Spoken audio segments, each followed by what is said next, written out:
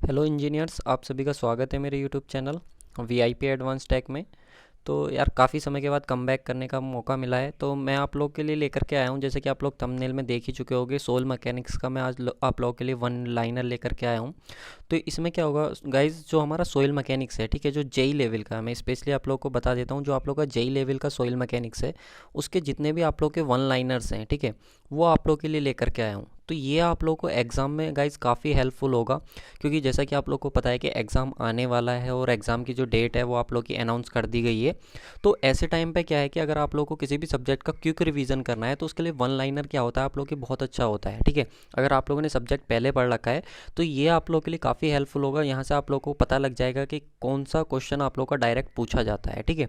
और यहाँ से एक ही लाइन में सारे आप लोग को आंसर उसके मिल जाएंगे। तो इसके बाद क्या होगा, आप लोग को जो एमसीक्यू है लगाने में वो भी काफ़ी हेल्पफुल होगा, और जो आप लोग के प्रीवियस ईयर के क्वेश्चंस हैं वो भी सारे इस लेक्चर में कवर हो जाएंगे, ठीक है ना। तो अपना फीडबैक देना ना भूलें। अगर आप लोग को ये अच्छा लगता है तो प्लीज़ एक बार कमेंट करके और लाइक करके ज़रूर बताएं, ठीक है। तो चलिए स्टार्ट करेंगे स्टूडेंट्स, ठीक है, बिना किसी डिले के। हम इसमें सारी चीज़ें डिस्कस करेंगे लास्ट तक सोइल मैकेनिक्स के। तो यहाँ पे देखो, सबसे पहले क्या है कि soil is defined as the solid particle formed by the disintegration of rock. तो स्टूडेंट सबसे पहला तो क्वेश्चन यही बनता है कि जो सब्जेक्ट का नाम ही हमारा क्या है, सोइल मैकेनिक्स है, ठीक है। सब्जेक्ट का नाम क्या है हमारा, सोइल मैकेनिक्स है। तो सोइल मैकेनिक्स में सबसे पहला क्वेश्चन तो यही बनता है कि सर ये बताइए कि सोइल होता क्या है। तो देखो होता क्या है कि हमारा यार बहुत सारी रॉक्स हमारी होती हैं, रॉक्स का फॉर्मेशन हमारा होता है, ठीक है। रॉक का फॉर्मेशन भी हम देखेंगे कैसे होता है। तो जब वो रॉक का डिसइंटीग्रेशन होता है तो उसके डिसइंटीग्रेशन से क्या है कि कुछ सॉलिड पार्टिकल्स बनते हैं। तो जैसे जैसे टाइम पास होता जाता है तो वो सॉलिड पार्टिकल्स क्या होते हैं, एक सॉइल का क्या ले लेते हैं, रूप ले लेते हैं, ठीक है। सॉइल हमारी क्या हो जाती है, फॉर्म हो जाती है। तो रॉक्स के डिसइंटीग्रेशन से हमारी क्या बनती है स्टूडेंट, सिंपल अगर हम कहें तो सॉइल बनती है, ठीक है। ये हमको पता होना चाहिए। दूसरा क्वेश्चन हमारा ये बनता है कि फादर ऑफ सॉइल मैकेनिक्स कौन है, ठीक है। एक क्वेश्चन हमारा ये बनता है कि फादर ऑफ सॉइल मैकेनिक्स कौन होते हैं। तो इसका आंसर आप लोग डायरेक्ट याद रखेंगे, जो डॉक्टर कार्ल टरजागी हैं हमारे, वो हमारे क्या हैं, फादर्स ऑफ सॉइल मैकेनिक्स हैं। अच्छा, इन्हीं को क्यों कहा जाता है, तो देखो इनकी बहुत सारी थ्योरीज, बहुत सारी फिलोसफी हैं जो हमारी क्या होती हैं, हेल्प करती हैं बहुत सारी कैलकुलेशन में।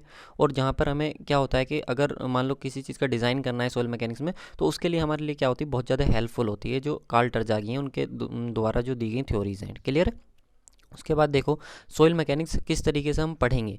तो लॉ ऑफ मैकेनिक्स और जो हाइड्रोलिक्स है, यानी कि आप लोग को पता है मैकेनिक्स आप लोग एक सब्जेक्ट पढ़ते हो, तो उसके मैकेनिक्स के जितने भी आप लोग के प्रिंसिपल हैं, और आप लोग के जो हाइड्रोलिक्स है, हाइड्रोलिक्स बोले तो जो एफएम के और जो ओसीएफ के आप लोगों के कॉन्सेप्ट हैं, वो दोनों आप लोग के कहाँ पर अप्लाई होंगे स्टूडेंट, सोइल में अप्लाई होंगे साइमल्टेनियसली। यानी कि मैकेनिक्स भी आप लोग की लगेगी और हाइड्रोलिक्स भी आप लोग की लगेगी, ठीक है। चाहे वो फ्लूइड मैकेनिक्स के कॉन्सेप्ट हों आप लोग के, चाहे वो मैकेनिक्स के कॉन्सेप्ट हों रिलेटेड टू फोर्स, और यहाँ पे अगर आप बात करोगे तो रिलेटेड टू फ्लूइड, आप लोग के जितने भी कॉन्सेप्ट हैं वो सारे यहाँ पे अप्लाई होंगे।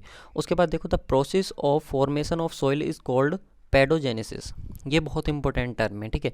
एक क्वेश्चन आप लोग का ये बन जाता है, बहुत ज़्यादा इंपॉर्टेंट है, कि आप लोग का जो सोइल की फॉर्मेशन की जो प्रोसेस होती है उसको हम क्या बोलते हैं, तो उसको हम बोलते हैं पैडोजेनेसिस। ये हमको पता होना चाहिए।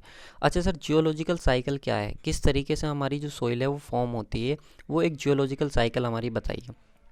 तो देखो जियोलॉजिकल साइकिल की बात करेंगे कि जियोलॉजिकल साइकिल आप लोग की किस हिसाब से सोइल को बताती है कि किस तरीके से आप लोग का सोइल होता है। तो सबसे पहले देखो, जो आप लोग की एग्जिस्टिंग रॉक थी, क्या थी स्टूडेंट, एग्जिस्टिंग रॉक थी। तो एग्जिस्टिंग रॉक पे सबसे पहला आप लोग का एक्शन होता है वेदरिंग एक्शन। अब इस वेदरिंग एक्शन में होता क्या है कि जो आप लोग की रॉक होती है उस पर जितना भी आप लोग का टेम्परेचर का इफेक्ट हो, रेन का इफेक्ट हो, या फिर एटमॉस्फेरिक प्रेशर का आप लोग का इफेक्ट हो, तो उनकी वजह से क्या होता है, रॉक का क्या होता है, वेदरिंग होती है, ठीक है। उसका डिसइंटीग्रेशन होना शुरू होता है। जब डिसइंटीग्रेशन होगा तो अब मान लो कि अगर आपका रेन हुआ, ठीक है, सपोज दैट रेन हुआ, बारिश हुई, ठीक है, तो बारिश होने के साथ क्या होगा, आपका जो वाटर है वो फ्लो करना शुरू करेगा। तो जब वाटर फ्लो करना शुरू करेगा तो जो डिसइंटीग्रेशन हुआ था रॉक का, तो वहाँ से जो सॉलिड पार्टिकल थे वो क्या करना शुरू करेंगे, ट्रांसपोर्ट करना शुरू करेंगे, ठीक है ना। वन प्लेस से सेकंड प्लेस पर आप लोग के ट्रांसफ़र हो जाएंगे। जब वो दूसरे प्लेस पर चले जाएंगे तो वहाँ जाने के बाद क्या होगा, उनका डिपोजिशन। क्या होता है स्टूडेंट, डिपोजिशन होता है। जैसे जैसे टाइम पास होता रहता है वैसे वैसे डिपोजिशन होता रहता है, और अल्टीमेटली टाइम पास होने के बाद क्या होती है, अपहेवल वाली कंडीशन आ जाती है। अपहीवल पे क्या होता है, फिर से आप लोग का क्या होता है, रॉक का फॉर्मेशन होना शुरू हो जाता है, ठीक है। तो रॉक का फॉर्मेशन होना शुरू होता है, फिर से आप लोग का क्या होगा, वेदरिंग होगी, फिर से ट्रांसपोर्टेशन होगा, फिर से डिपोजिशन, और फिर से अपहीवल वाली कंडीशन आ जाएगी। तो ये साइकिल क्या होगी, हमारी कंटिन्यूसली मूव करती रहेगी। तो इसीलिए इसको हम बोलते हैं जियोलॉजिकल साइकिल। क्लियर है। उसके बाद नेक्स्ट आता है वेदरिंग। ठीक है, अब इस वेदरिंग को हम क्या है डिटेल में समझेंगे कि वेदरिंग जो होती है आप लोग की वो कितने तरीके की होती है और जो रॉक होती है उस पर किस तरीके से अपना ये इफ़ेक्ट डालती है। सही है, चलो इसके बारे में देखते हैं। तो यहाँ पे देखो, हमें यहाँ पे वेदरिंग के मैंने आप लोग को दो टाइप्स यहाँ पे दिखाए हुए हैं। वेदरिंग एक तो आप लोग की फिजिकल वेदरिंग होती है और एक आप लोग की क्या होती है केमिकल वेदरिंग होती है। ठीक है, तो यहाँ पे अगर हम बात करें तो फिजिकल वेदरिंग, तो फिजिकल वेदरिंग जैसे कि नाम से क्लियर हो रहा है कि यहाँ पे फिजिकल या इसका दूसरा नाम देखोगे आप फिजिकल या मैकेनिकल। तो यानी कि फिजिकल या मैकेनिकल वेदरिंग आप लोग की वो वेदरिंग हो गई जैसे कि आप लोग का रेन हो गया, ठीक है ना, या फिर आप लोग का टेम्परेचर हो गया, या फिर आप लोग का क्या हो गया प्रेशर हो गया। तो इनके इफ़ेक्ट की वजह से जो आप लोग का सोइल का फॉर्मेशन होगा उसको हम बोलेंगे फिजिकल वेदरिंग या मैकेनिकल वेदरिंग। इसकी वजह से कैसी सोइल बनती है, तो सबसे पहले आप याद रखो कोहिजन लेस सोइल बनती है मेनली, जो आप लोग का क्या होता है सैंड होता है। तो एक क्वेश्चन ये आप लोगों से पूछा जाएगा कि जो फिजिकल वेदरिंग होती है उसकी वजह से कैसी सोइल बनती है, तो cohesion less that is sand आप लोग की बनती है। और केमिकल एक्शन की बात करें तो जो आप लोग का क्या होता है ऑक्सीडेशन हो गया, ठीक है ना, ऑक्सीडेशन हो गया, या फिर आप लोग का क्या हो गया रिडक्शन हो गया। तो जो ऑक्सीडेशन और रिडक्शन ये वाली जो प्रोसेस होती हैं आप लोग की, ठीक है ना, जो केमिकल प्रोसेस होती हैं उनकी वजह से जो सोइल फॉर्म होती है वो होती है cohesive soil that is clay, यानी कि वहाँ से आप लोग की क्या बनती है क्ले बनती है। ठीक है, अब बात करेंगे बहुत ज़्यादा इंपॉर्टेंट जो हमारा होता है वो आता है टाइप्स ऑफ सोइल। ठीक है, यहाँ से आप लोग 1 मार्क्स अपना कंफर्म कर लीजिए। ठीक है, यहाँ से अल्टरनेटली क्या होता है एक क्वेश्चन पूछा ही जाता है। सबसे पहला आता है गाइस जो एलाइन सोइल होती है, ये क्वेश्चन पूछा जाता है कि एलाइन सोइल जो होती है आप लोग की ये किस तरीके से आप लोग की फॉर्म्ड होती है। तो यहाँ पे ध्यान रखेंगे बाई एक्शन ऑफ विंड, यानी कि जब विंड आप लोग की ब्लो करती है, यानी कि जब हवा आपकी चलती है, तो हवा के चलने से क्या होता है आप लोग की जो एलाइन सोइल होती है वो आप लोग की क्या होती है फॉर्म होती है। उसके बाद नेक्स्ट बात करेंगे आप लोग की एलुवियल सोइल। तो एलुवियल सोइल क्या होती है आप लोग की वाटर, किससे बनती है वाटर से। एलुवियल को अगर आप याद रखना चाहो तो इसकी ट्रिक देखो, मैं ट्रिक से अगर आप लोग को याद कराऊँ तो ये अभी याद हो जाएंगी। जो एयरलाइन सोइल होती है आप लोग की स्टूडेंट, एयरलाइंस का मतलब हो रहा है एयरलाइन, अगर आप समझो तो एयरलाइंस का मतलब हो गया एयरलाइन। एयरलाइन यानी कि जहाँ पर आप लोग का क्या होता है जो एरोप्लेन जो होते हैं जिसमें लैटिट्यूड और लॉन्गिट्यूड उनका डिसाइड करा जाता है, जिसके अलोंग वो क्या करते हैं आपका मूव करते हैं, ठीक है ना, तो वो आप लोग का एयरलाइन होता है। तो एयरलाइन से मतलब एयर से मतलब क्या हो गया विंड या एयर, ठीक है ना, तो एयरलाइन मतलब एयरलाइन, ऐसे करके आप इसको लिंक कर लेना, तो विंड से जो आप लोग की सोइल बनती है। क्लियर। उसके बाद नेक्स्ट आता है आपका एलुवियल सोइल। तो एलुवियल सोइल जो होती है आप लोग की वाटर के थ्रू आप लोग की फॉर्म होती है। जनरली क्या होता है जब वाटर फ्लो होता है तो जो रिवर बैंक होता है वहाँ पर आप लोग की क्या बन जाती है एलुवियल सोइल बन जाती है। तो एलुवियल एलुवियल मतलब आलू जैसा वो साउंड आ रहा है। अगर आप लोगों ने कभी, अगर आप लोग विलेज से आप लोग क्या करते हो बिलोंग करते हो, तो आप लोगों ने देखा होगा आलू की जो वो होती है आप लोग की जो क्रॉप होती है उसमें आप लोगों ने देखा होगा कि इस तरीके से वहाँ पे क्या होता है आप लोग के ऊपर एक इस तरीके से आप लोग का बना दिया जाता है, और उसमें क्या होता है यहाँ पे बीच में वाटर फ्लो होता रहता है। यानी कि जो आलू की अगर आप देखोगे पटाटो जिसको आप बोलते हैं, तो उसकी जो इरिगेशन होती है उसमें वाटर आपका कंटिन्यूसली फ्लो होता रहता है। तो वहाँ से आप ध्यान रखो एलुवियल मतलब आलू, और आलू में क्या होता है वाटर आपका कंटिन्यूसली फ्लो होता रहता है। ठीक है, इस तरीके से। उसके बाद नेक्स्ट आता है आप लोग का कोलुवियल सॉइल। तो स्टूडेंट्स इसको याद रखें, कोलुवियल सॉइल जो आप लोग की बनती है, ठीक है ना, ये आप लोग की बनती है किससे, जो होती है ग्रेविटी से। ठीक है, ग्रेविटी के थ्रू आप लोग की होती है। जनरली ये आप लोग का वैलीज़ वगैरह में जो होता है वहाँ पे आप लोग की प्रेजेंट होती है, ये भी आप ध्यान रखेंगे। उसके बाद नेक्स्ट आता है बेटा, इसको कैसे याद रखोगे, देखो इसको भी तरीका है लेकिन इसका थोड़ा फ़नी है। उससे पहले आप ग्लेशियर देखिए, ठीक है, ये वाला इस रॉक को देखिए फोर्थ वाली की, जो ग्लेशियल ड्रिफ्ट या ड्रिफ्ट होती है आप लोग की वो आइस है। तो इसको कैसे याद रखो, देखो ग्लेसिकल है, ग्लेसिकल मतलब इससे आप याद रखो ग्लेसिकल मतलब ग्लेशियर। और आप लोगों को पता है कि ग्लेशियर पर आप लोगों ने देखी होगी बर्फ़ जमा रहती है, ठीक है, बर्फ़ जमी रहती है जिसको आप क्या बोलते हो आइस। यानी कि जो आइस के थ्रू बनती है वो कौन सी होती है आपकी गैलिशियल होती है। ठीक है, इस चीज़ को आप ध्यान रखोगे। उसके बाद नेक्स्ट आता है बेटा लैकुस्ट्राइन सोइल। तो लैकुस्ट्राइन के बारे में आप याद रखोगे, लैकुस्ट्राइन जो सोइल होती है आप लोग की at the bottom of still water, ठीक है ना। तो at the bottom of still water यानी कि जहाँ पर पानी आप लोग का रुका हुआ रहता है। तो रुका हुआ पानी कहाँ पर रहता है, लेक में। कहाँ पर रहता है, लेक में। तो आप लोग याद रखोगे लेक में, यानी कि जो लेक का वाटर होता है उससे जो बनती है सोइल वो कौन सी होती है, लैकुस्ट्राइन सोइल होती है। इस तरीके से आप इसको भी याद रखोगे, ठीक है। लेक या तालाब आप समझ सकते हो। तो लेक में जो आप लोग की सोइल बनती है वो कैसी होती है आप लोग की लैकुस्ट्राइन सोइल होती है। क्लियर। चलो नेक्स्ट बात आता है मैराइन सोइल। तो मैराइन को आप ऐसे समझ सकते हो स्टूडेंट्स के, मैराइन जो होता है आप लोगों का, आप लोगों ने देखा मैराइन जनरली वर्ड रिलेटेड होता है किससे, सी से। किससे रिलेटेड होता है स्टूडेंट? सी से, ठीक है।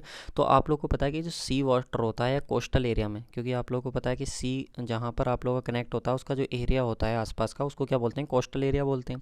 यानी कि जो कोस्टल एरिया में आप लोग की प्रेजेंट होती है वो कौन सी होती है? आपकी मैराइन सॉइल, यानी कि सी वाटर से आप लोग इसे कनेक्ट कर सकते हो कि मैराइन जो वर्ड है रिलेटेड टू सी है। तो इसका मतलब मैराइन मतलब समझते हो ना, कि आप लोगों ने सुना होगा यार, उसको क्या बोलते हैं, जो पनडुब्बी होती है उसको भी शायद मैराइन ही बोलते हैं आई थिंक। तो जो मैराइन आप लोग का होता है वो रिलेटेड टू सी होता है, क्योंकि मैराइन आप लोग कहाँ होती है? समुद्र के अंदर आप लोग की चलती है, तो इसलिए वो आप लोग का क्या हो गया? सी से रिलेटेड हो गया, ठीक है। इस तरीके से आप इसको यूज कर सकते हो। एक और आप लोग का क्वेश्चन बनता है, ये भी बहुत इंपॉर्टेंट है, कि जो कम्यूलोज सॉइल आप लोग की होती है ये कैसी होती है? Presence of organic matter. इसका नाम आप याद रखोगे, इसको क्या बोलते हैं हम? ऑर्गेनिक मैटर बोलते हैं। और एक चीज़ और मैं बता दूं आप लोग को, यहाँ से जो कम्यूलोज सॉइल होती है, ये यहाँ से एक और क्वेश्चन बनता है आपका, जो मक और कौन सी होती है? पीट सॉइल।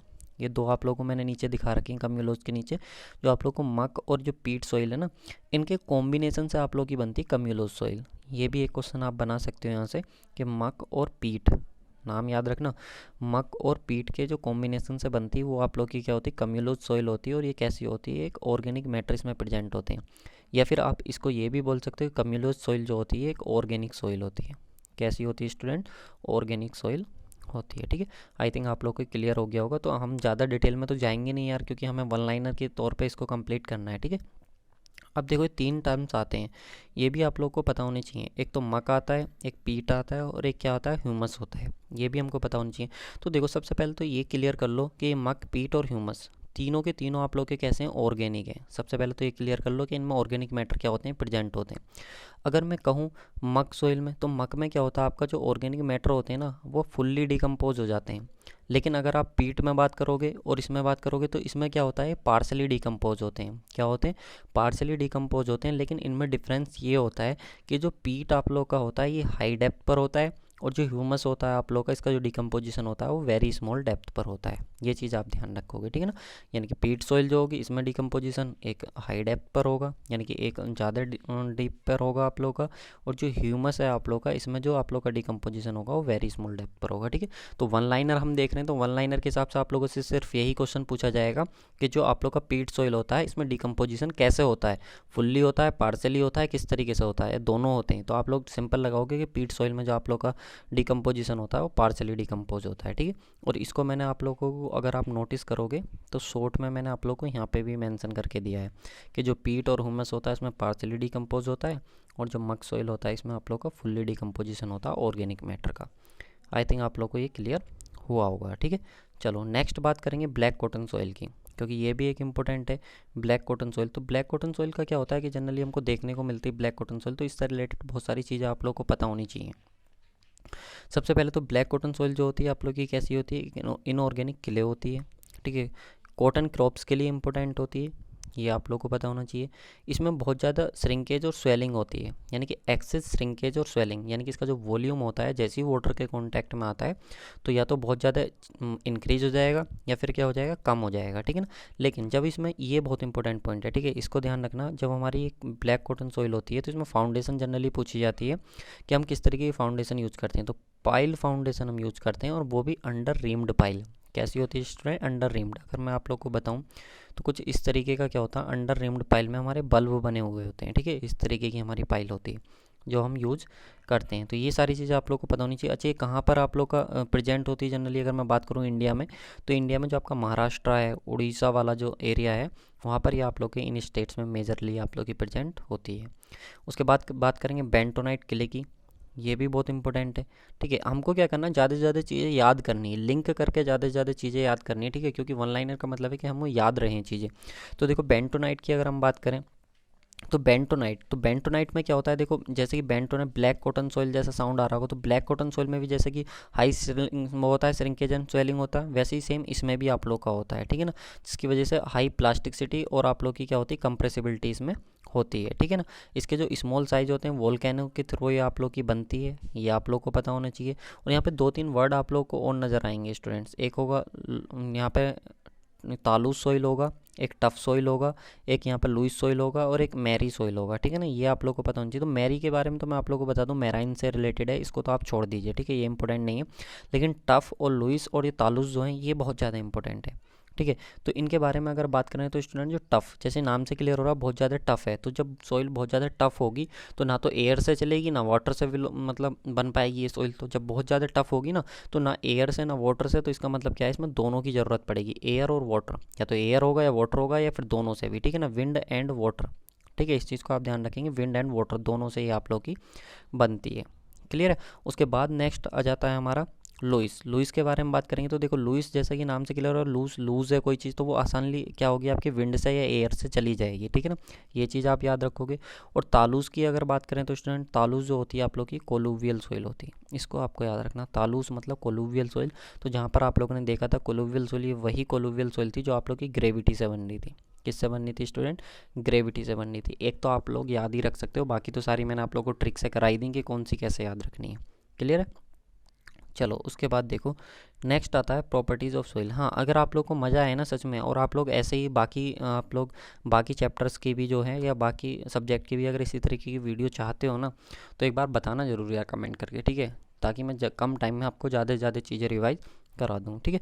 उसके बाद देखो नेक्स्ट आता है आप लोग का प्रॉपर्टीज़ ऑफ सोइल। तो प्रॉपर्टीज़ ऑफ सोइल के बारे में बात करेंगे, बेसिक प्रॉपर्टीज़, ठीक है। ये बहुत ज़्यादा इंपॉर्टेंट है प्रॉपर्टीज़ ऑफ सॉइल, क्योंकि अब जो क्वेश्चन यहाँ से भी आप लोग के डायरेक्ट, क्योंकि हम तो जेई लेवल का देख रहे हैं ना, और जेई लेवल का भी वो भी क्या देख रहे हैं बेटा, वन लाइनर, तो हम तो वही चीज़ें करेंगे जहाँ से आप लोग के क्वेश्चन डायरेक्ट आएंगे। क्लियर। चलो इसमें प्रॉपर्टीज़ ऑफ सॉइल में क्या करेंगे, हम कुछ बेसिक प्रॉपर्टीज़ देखेंगे, ठीक है। तो ये बेसिक प्रॉपर्टीज़ क्या है, देखो इन पे क्वेश्चन तो बहुत मुश्किल से एग्ज़ाम में आता है, लेकिन जो आगे की हमें जो थ्योरीज़ हैं या फिर कुछ छोटे मोटे न्यूमेरिकल्स हैं, अगर वो हमें जेई लेवल पे अगर करने हैं तो ये फॉर्मूलेस हमें आने चाहिए, ठीक है। तो हम बेसिक देखेंगे, बहुत बेसिक हैं जो आप लोग को आते ही होंगे आई होप, क्योंकि ज़्यादा ही कुछ यहाँ पर लिखा हुआ है भी है बेसिक प्रॉपर्टीज़। तो सबसे पहली बेसिक प्रॉपर्टीज़ की अगर हम बात करें तो वो आ जाती है हमारी स्टूडेंट डेंसिटी, या फिर जिसको हम बोलते हैं मास डेंसिटी। तो देखो डेंसिटी या फिर मास डेंसिटी आप लोग का क्या होता है, कोई भी के अगर कोई भी देखो आप कोई भी मैटर ले लो, चाहे सॉलिड हो लिक्विड हो या गैस हो, तो डेंसिटी ये बताता है कि उसके जो मॉलिक्यूल्स हैं उस बॉडी के या उस मैटर के, वो कितने आप लोग के पास पास हैं या कितना दूर दूर हैं। अगर किसी की डेंसिटी मान लो कि बहुत ज़्यादा है तो उसके मॉलिक्यूल्स बहुत पास पास हैं, और अगर किसी की डेंसिटी बहुत कम है तो इसका मतलब ये है कि उसके जो मॉलिक्यूल्स हैं उनमें गैप बहुत ज़्यादा है, और यहाँ पे मॉलिक्यूल जो हैं बहुत पास पास होते हैं, ठीक है। तो डेंसिटी की अगर हम बात करें तो डेंसिटी होता क्या है, तो डेंसिटी इज इक्वल टू होता है स्टूडेंट मास पर यूनिट वॉल्यूम, ठीक है, ये हम लोगों को पता होना चाहिए, मास पर यूनिट वॉल्यूम। अब देखो मास जो हो सकता है या तो ग्राम में होगा, अगर ग्राम में होगा तो वॉल्यूम हम लेंगे सेंटीमीटर क्यूब में, ठीक है, और मास अगर हमारा किस में होगा, किलोग्राम में होगा, तो हम वॉल्यूम लेंगे मीटर की क्यूब में। तो इस तरीके से हमारे ग्राम पर सेंटीमीटर क्यूब ये आ जाएगा। उसके बाद बल्क डेंसिटी की अगर बात करें तो बल्क डेंसिटी हमारे पास देखो डेंसिटी हो गई अभी। अब डेंसिटी के क्या है, कोई कुछ डिफरेंट क्या होते हैं, टाइप्स होते हैं, तो इनकी बात करेंगे क्या क्या हमारे टाइप्स होते हैं। ए बी सी करके हमने पार्ट यहाँ पे लिखे हुए हैं। तो सबसे पहले देखेंगे बल्क डेंसिटी। तो बल्क डेंसिटी क्या होता है कि जो भी आप लोग का मास होगा पर यूनिट वॉल्यूम सिंपल आप लोग का बल्क आ जाएगा, यानी कि जो टोटल होगा उसके बारे में ये बताएगा। ड्राई की बात करें तो देखो इससे ड्राई की अगर हम बात करें तो ड्राई का क्या मतलब, इसका रिलेशन क्या है कि हम सोइल में इसको पढ़ क्यों रहे हैं, क्योंकि आप लोगों ने फेज डायग्राम पढ़ा होगा, फेज डायग्राम ऑफ सोइल। जो फेज डायग्राम ऑफ सोइल होता है उसमें आप लोग को पता है कि जो अगर हम बात करें टोटल सोइल की, तो सोइल में आप लोग का क्या क्या प्रेजेंट होता है, एक तो सोइल सॉलिड हो गया हमारा, ठीक है, सोइल सॉलिड हमारा हो जाता है। सोइल सॉलिड के बाद हमारा क्या आ जाता है, प्लस वाटर आ जाता है, प्लस क्या आ जाती है हमारी, एयर आ जाती है, ठीक है, ये सारी चीज़ें हमारी उसमें प्रेजेंट होती हैं। तो इसलिए क्या होता है कि अगर हम उसमें क्या करें, अगर ड्राई की बात करें तो ड्राई का मतलब ये होता है कि उस सोइल में से आपने जो वाटर था ना उसको आप रिमूव कर चुके हो, ठीक है, वाटर को क्या कर चुके हो आप, रिमूव कर चुके हो, तो उसको हमको कंसिडर नहीं करना होता है। तो इसलिए हम मास जो ले लेते हैं वो केवल किसका ले लेते हैं, ड्राई यूनिट उसका ले लेते हैं। जो एयर का तो मास जनरली जीरो ही होता है आप लोग का, तो जो सोइल सॉलिड होता है उसका मास आप लोग का आ जाता है पर यूनिट वॉल्यूम। तो ड्राई डेंसिटी आप लोग का क्या हो जाएगा, टोटल जो भी मास होगा उसका ड्राई, और जो टोटल वॉल्यूम होगा वो आप लोग का यहाँ से आ जाएगा ड्राई डेंसिटी में, ठीक है। उसके बाद बात करें सबमर्ज की, तो देखो दो वर्ड्स हमारे होते हैं, एक तो सबमर्ज होता है और एक सैचुरेशन होता है। दो अलग अलग वर्ड्स होते हैं जो हमारे सोइल में यूज़ करे जाते हैं। आगे आगे जैसे फेज डायग्राम आएगा तो मैं उसके बारे में बता दूंगा, लेकिन अगर फिर भी आप समझना चाह रहे हैं तो सबमर्ज का मतलब ये होता है कि अगर मान लो कि सोइल आप लोग की ये थी, ठीक है, ये लेवल था आप लोग का ग्राउंड लेवल, यहाँ पर सोइल थी आप लोग की, और इसके ऊपर कहीं वाटर लेवल एग्जिस्ट कर रहा है, तो इसको हम बोलते हैं सबमर्ज सोइल कंडीशन बोलते हैं, ठीक है। अगर मान लीजिए कि आप लोग का जो वाटर है, ठीक है, अगर वाटर लेवल क्या है कि ग्राउंड लेवल पर ही एग्जिस्ट कर रहा है, तो इस सिचुएशन को हम बोलते हैं सैचुरेशन, इसको हम क्या बोलते हैं, सैचुरेशन वाली कंडीशन बोलते हैं, ठीक है ना। ये दो हमारी टर्मिनोलॉजी होती है। तो सबमर्ज डेंसिटी की अगर हम बात करें तो सबमर्ज डेंसिटी आप लोग की हो जाती है सैचुरेशन माइनस के जो वाटर डेंसिटी होती है, ठीक है, उसको हम क्या कर देते हैं माइनस। यहाँ पे लिखा हुआ भी ये जो आप लोगों का डेल्टा डब्लू है, जनरली इसको डेल्टा डब्लू से ना रिप्रेजेंट करके हम रो से रिप्रेजेंट करते हैं। रो डब्लू आप लोग का होता है, ठीक है, डेंसिटी के केस में। क्योंकि डेंसिटी के बाद अभी हम क्या पढ़ेंगे, यूनिट वेट पढ़ेंगे, जो कि हमारा क्या होगा, गामा होगा। तो ये जनरली यूज़ तो नहीं होने वाला, लेकिन हमको बस पता होना चाहिए। और आप लोग को बेसिक है कि वाटर की डेंसिटी मैक्सिमम कितने पर होती है, 4 डिग्री सेंटीग्रेड पर होती है। अगर बात करें वाटर की डेंसिटी कितनी होती है 4 डिग्री सेंटीग्रेड पर, तो वो आप लोग की 1000 किलोग्राम पर मीटर क्यूब आप लोग की डेंसिटी होती है, ठीक है। ये भी आप लोग को पता होना चाहिए। चलिए नेक्स्ट बात करेंगे वेट डेंसिटी की, ठीक है। जैसे कि मैंने अभी आप लोग को बताया था कि सेकंड जो हमारी प्रॉपर्टी आएगी, बेसिक प्रॉपर्टी, पहली डेंसिटी थी, सेकंड वेट डेंसिटी। तो वेट डेंसिटी को एक और नाम होता है जिसको हम बोलते हैं यूनिट वेट, ठीक है। ये भी आप लोग को पता होना चाहिए। इसको हम क्या बोलते हैं स्टूडेंट, यूनिट वेट, और रिप्रेजेंट करते हैं इसको किससे, आप लोग का जो अल्फ़ा बीटा गामा, ठीक है, किससे रिप्रेजेंट करते हैं, गामा से रिप्रेजेंट करते हैं। ये होता क्या है, ये सेम होता है। देखो इसमें क्या होता है, जो ग्रेविटी का इफेक्ट है वो कंसिडर कर लिया जाता है, जो डेंसिटी होता है उसमें नहीं करा जाता है कंसिडर, क्योंकि उसमें मास पर यूनिट वॉल्यूम होता है। लेकिन यहाँ पे अगर हम ग्रेविटी और कंसिडर कर लें तो क्या आ जाएगा, वेट आ जाएगा, ठीक है ना। तो यहाँ पे भी हमें जी से मल्टीप्लाई करानी पड़ेगी। तो एक तरीके से जो गामा हो गया वो कितना हो गया, रो इंटू जी। अगर आप देखो तो गामा कितना हो गया, डेंसिटी इंटू ग्रेविटी। यानी कि डेंसिटी में अगर आप ग्रेविटी का इफेक्ट कंसिडर कर लो तो आपका क्या आ जाता है, यूनिट वेट आ जाता है, वेट डेंसिटी आ जाती है। क्योंकि वेट तो वहीं पर कंसिडर करा जाता है ना जहाँ पे ग्रेविटी का इफेक्ट कंसिडर हो, ठीक है ना। और मास इंटू ग्रेविटी हम सब लोग को पता है कितना होता है, वेट होता है। तो वेट पर यूनिट वॉल्यूम, तो इस तरीके से अगर हमारा वेट पर यूनिट वॉल्यूम आ जाता है तो वो आ जाता है हमारा वेट डेंसिटी या फिर यूनिट वेट। तो गामा इजिकल टू अल्टीमेट क्या हो जाएगा, डब्ल्यू अपॉन वी। अब देखो वेट की यूनिट हम लेंगे किलो न्यूटन में, और ये आ जाएगा मीटर क्यूब में, तो यूनिट हो जाएगी किलो न्यूटन पर मीटर क्यूब। अब देखो जो स्टैंडर्ड वैल्यू होती है गामा डब्ल्यू की, आप याद रखना, हम जो लेकर के चलते हैं वो 10 किलो न्यूटन पर मीटर क्यूब हम वैल्यू लेकर के चलेंगे। अब देखो ये जो वेट डेंसिटी आप लोग की, इसके टाइप्स के बारे में बात कर लेते हैं, कितने तरीके की होती है। तो देखो सबसे पहले जो हमारे पास आ जाती है वो आ जाता है बल्क यूनिट वेट, ठीक है, बल्क यूनिट वेट। क्योंकि वेट डेंसिटी या फिर दूसरा नाम मैंने अभी आपको क्या बताया, बल्क यूनिट वेट। तो बल्क यूनिट वेट जो हमारे पास आ जाता है, बल्क यूनिट वेट की अगर हम बात करें तो वो हो जाएगा weight of soil upon volume of soil. यानी कि जो भी आप लोग का वेट होगा सॉइल का और जो भी वॉल्यूम होगा, अगर उन दोनों का रेशियो ले लोगे तो आपके पास क्या आ जाएगा, बल्क यूनिट वेट आ जाएगा, ठीक है। बल्क यूनिट वेट को हम जनरली या तो गामा से लिखेंगे या फिर गामा बी से लिखेंगे। इस तरीके से हम उसको रिप्रेजेंट करेंगे अपने सॉइल के पैरामीटर के अंदर, ठीक है। उसके बाद आता है density of soil, density of solid is always greater then the density of soil. ये बहुत ज़्यादा इंपॉर्टेंट टर्मिनोलॉजी है जो आप लोग को लिखा हुआ है स्टूडेंट्स, ये बहुत ज़्यादा इंपॉर्टेंट है।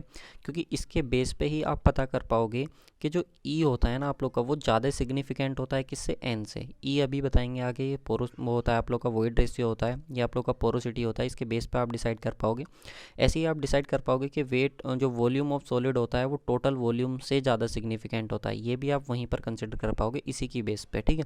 तो इसलिए इसको समझ लीजिए क्या होता है कि जो डेंसिटी ऑफ आप लोग की सॉलिड होगी ना स्टूडेंट, वो ज़्यादा होती है किससे, डेंसिटी ऑफ ड्राई से। यानी कि अगर आप एक सॉइल सैंपल लो, उसको कम्प्लीटली आप क्या कर दो, ड्राई कर लो, तो उसकी डेंसिटी आप मेजर करो तो वो आपको ड्राई डेंसिटी देगा। और एक तरफ आप उस सॉइल सैंपल में केवल आप किसकी डेंसिटी मेजर करो, जो सॉइल सॉलिड है, तो उसकी डेंसिटी आप मेजर करोगे तो वो ज़्यादा होगी किससे, ड्राई डेंसिटी से। चाहे कुछ ही ज़्यादा हो, लेकिन हाँ ज़रूर ज़्यादा होगी कुछ ना कुछ, ठीक है। ये आप लोग को यहाँ से मिल जाता है। अब देखो गामा के बाद जो नेक्स्ट टर्मिनोलॉजी आती है हमारी, वो आती है जी। जी को हम क्या बोलते हैं, स्पेसिफिक ग्रेविटी, ठीक है। तो ये भी हमको पता होना चाहिए कि स्पेसिफिक ग्रेविटी क्या होती है। इसका भी बहुत ज़्यादा यूज है। ये आप लोग सॉइल में भी पढ़ चुके हो, उसमें फ्लूइड मैकेनिक्स में भी पढ़ चुके होगे। क्योंकि आप लोग को पता है, मैंने अभी बताया था कि जो सॉइल जब हम पढ़ेंगे तो इसमें आप लोग के दो सब्जेक्ट्स इन्वॉल्व होंगे। एक तो आप लोग की मैकेनिक्स इन्वॉल्व होगी, ठीक है, साथ में आप लोग की फ्लूइड मैकेनिक्स भी इन्वॉल्व होगी। तो स्पेसिफिक ग्रेविटी हम वहाँ पे भी पढ़ते हैं, ठीक है ना।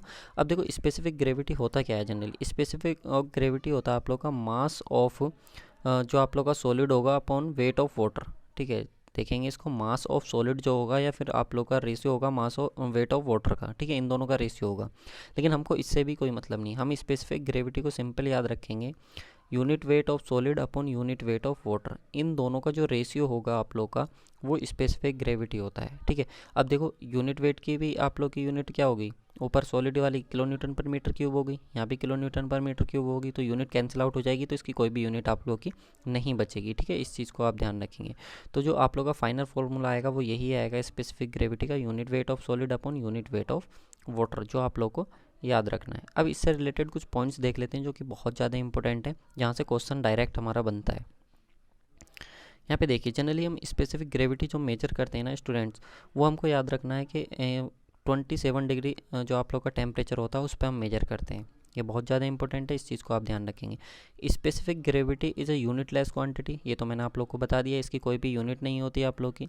अगर बात करें specific gravity for inorganic soil, तो इनऑर्गेनिक सॉइल के लिए आप लोग की 2.6 से लेकर के 2.9 तक जनरली वेरी करती है।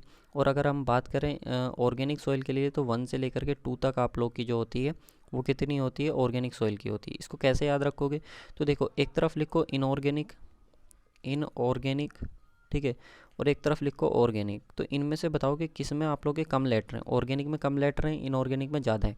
तो यहाँ से एक चीज़ तो ये क्लियर होगी कि इनऑर्गेनिक की जो डेंसिटी होगी, सॉरी, जो आप लोग की स्पेसिफिक ग्रेविटी होगी वो ज़्यादा होगी एज़ कम्पेयर टू ऑर्गेनिक। तो ऑर्गेनिक की कम होगी, तो ऑर्गेनिक कम होगी तो कितनी होगी, 1 से 2 होगी। और इसकी बात करें तो इसकी कितनी होगी आप लोग की, 2 से लेकर के या 2.6 से लेकर के 2.9 तक आप लोग की क्या होगी, इनऑर्गेनिक की होगी। इस तरीके से आप इसको याद रख सकते हो, ये वैल्यू भी याद रख सकते हो, लेकिन जो रेंज मैंने बताई वो भी ठीक है। ठीक है, एवरेज की बात करें तो एवरेज आप लोग निकालोगे 2.67 आप लोग का एवरेज आ जाएगा निकल करके। ठीक है, ये भी सही है।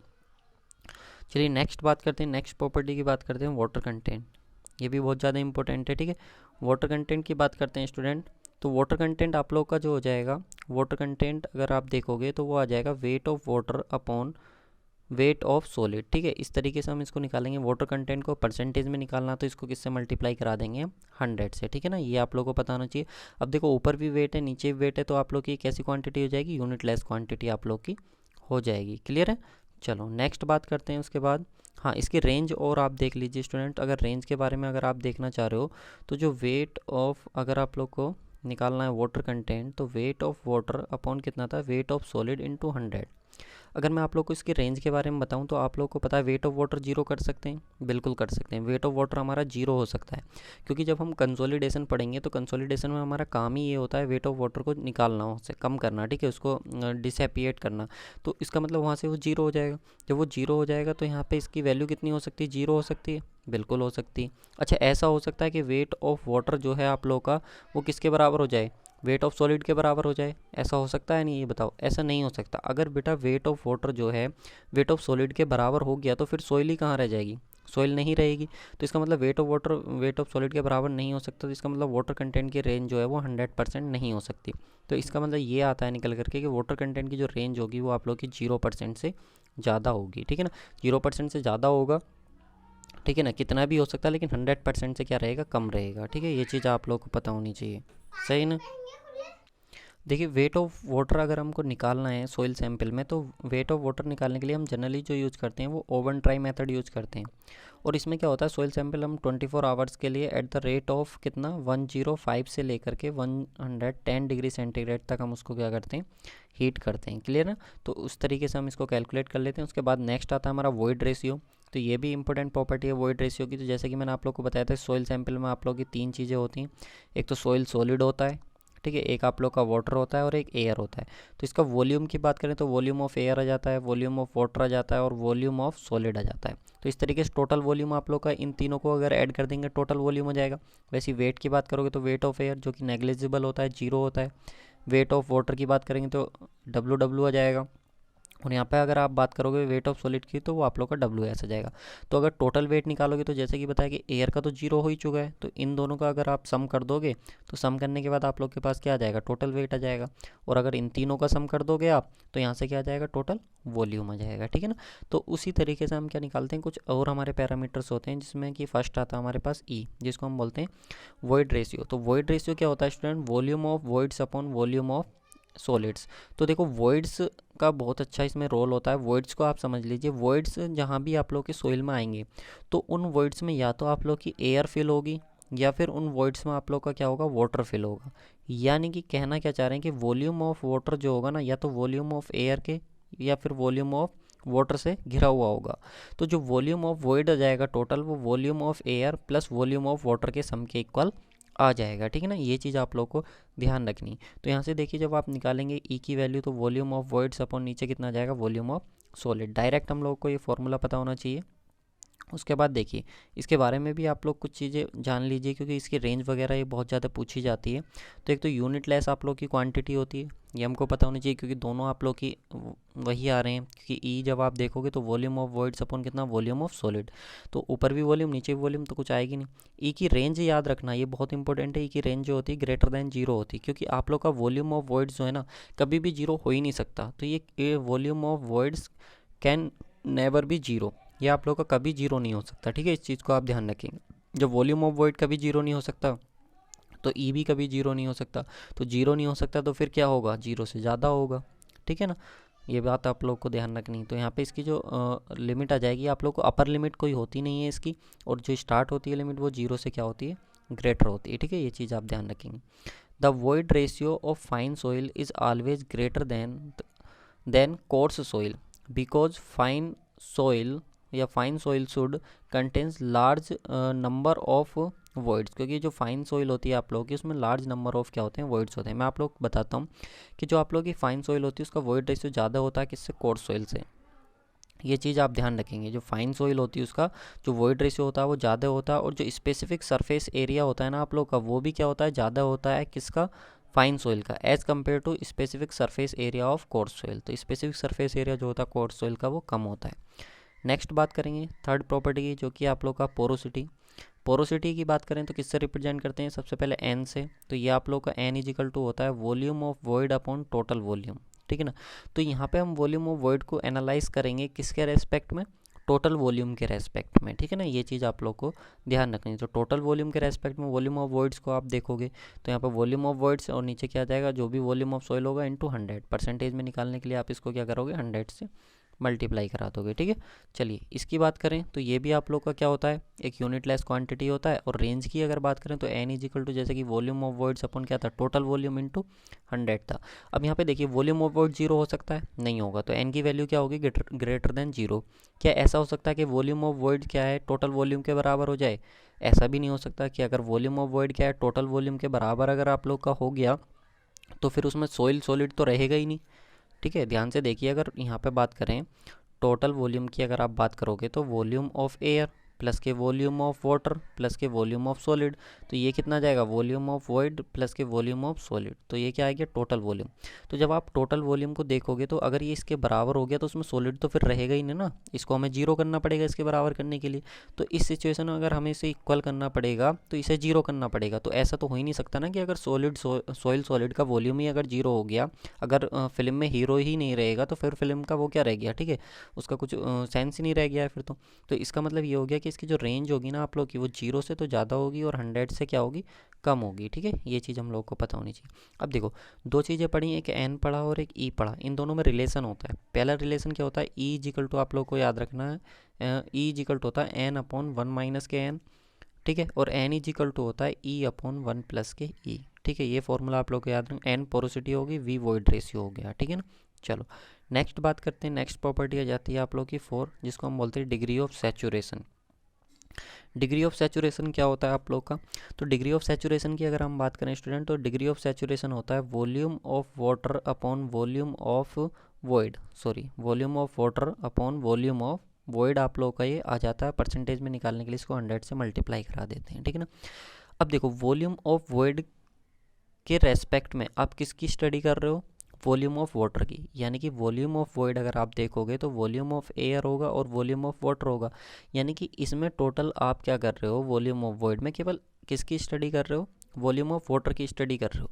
एक बात बताओ, वॉल्यूम ऑफ वाटर जीरो कर सकते हो आप, बिल्कुल कर सकते हैं, क्योंकि सर कॉम्पैक्ट जो हमारा कंसोलिडेशन होता है उसमें हमारा काम ही ये होता है वॉल्यूम ऑफ वाटर को जीरो करना। तो जब आप इसको जीरो करोगे तो डिग्री ऑफ सैचुरेशन जीरो हो सकता है, बिल्कुल हो सकता है सर, जीरो हो सकता है।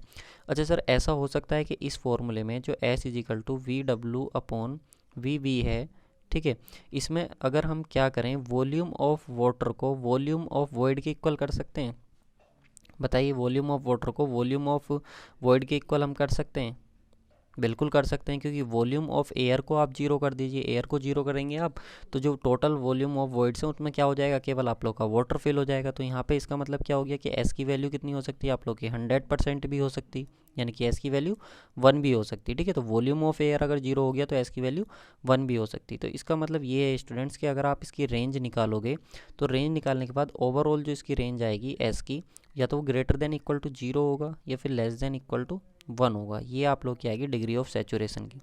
अच्छा, यहाँ से जो मोस्ट इंपॉर्टेंट क्वेश्चन हमारा बनता है वो कौन सा बनता है, ठीक है, जो आप लोग को पता होना चाहिए। मोस्ट इंपॉर्टेंट क्वेश्चन जो हमारा बनता है, ठीक है, वो क्या है, ये देखिए। अगर डिग्री ऑफ सैचुरेशन जो है आप लोग का, इस चीज़ को देखिए, ये वाला आप लोग का, इस वैल्यू को आप लोग को याद रखना है। अगर डिग्री ऑफ सैचुरेशन की वैल्यू क्या है, 0.50 से लेकर के 0.75 तक है, तो इसको हम क्या बोलेंगे, मॉइस्ट बोलेंगे। और अगर आप लोग का क्या हो जाता है कि इसकी वैल्यू जो है, इसकी वैल्यू लेस देन 0.5 हो जाती है, तो उसको हम बोलेंगे ह्यूमिड सॉइल, ठीक है ना। और अगर एस की वैल्यू क्या ग्रेटर देन 0.5 आ जाती है तो उसको वेट सॉइल, और एस की वैल्यू अगर कंप्लीटली 1 आ जाती है तो उसको हम बोलेंगे फुल्ली सैचुरेटेड सॉइल, ये वाला, ठीक है ना।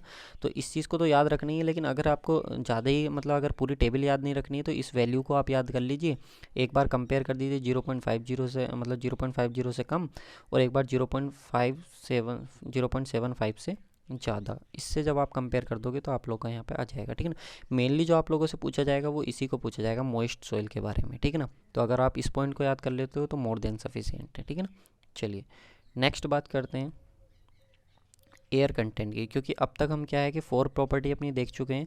उससे अलग हमने डेंसिटी देखा था, ठीक है, उससे और हमने क्या देखा था, स्पेसिफिक ग्रेविटी जी हमने देखा था, और यूनिट वेट देखा था। इन 3 प्रॉपर्टी से अलग हम क्या है 4 प्रॉपर्टी अपनी अब तक डिस्कस कर चुके हैं। नेक्स्ट आ जाती है हमारी 5, जिसको हम बोलते हैं एयर कंटेंट।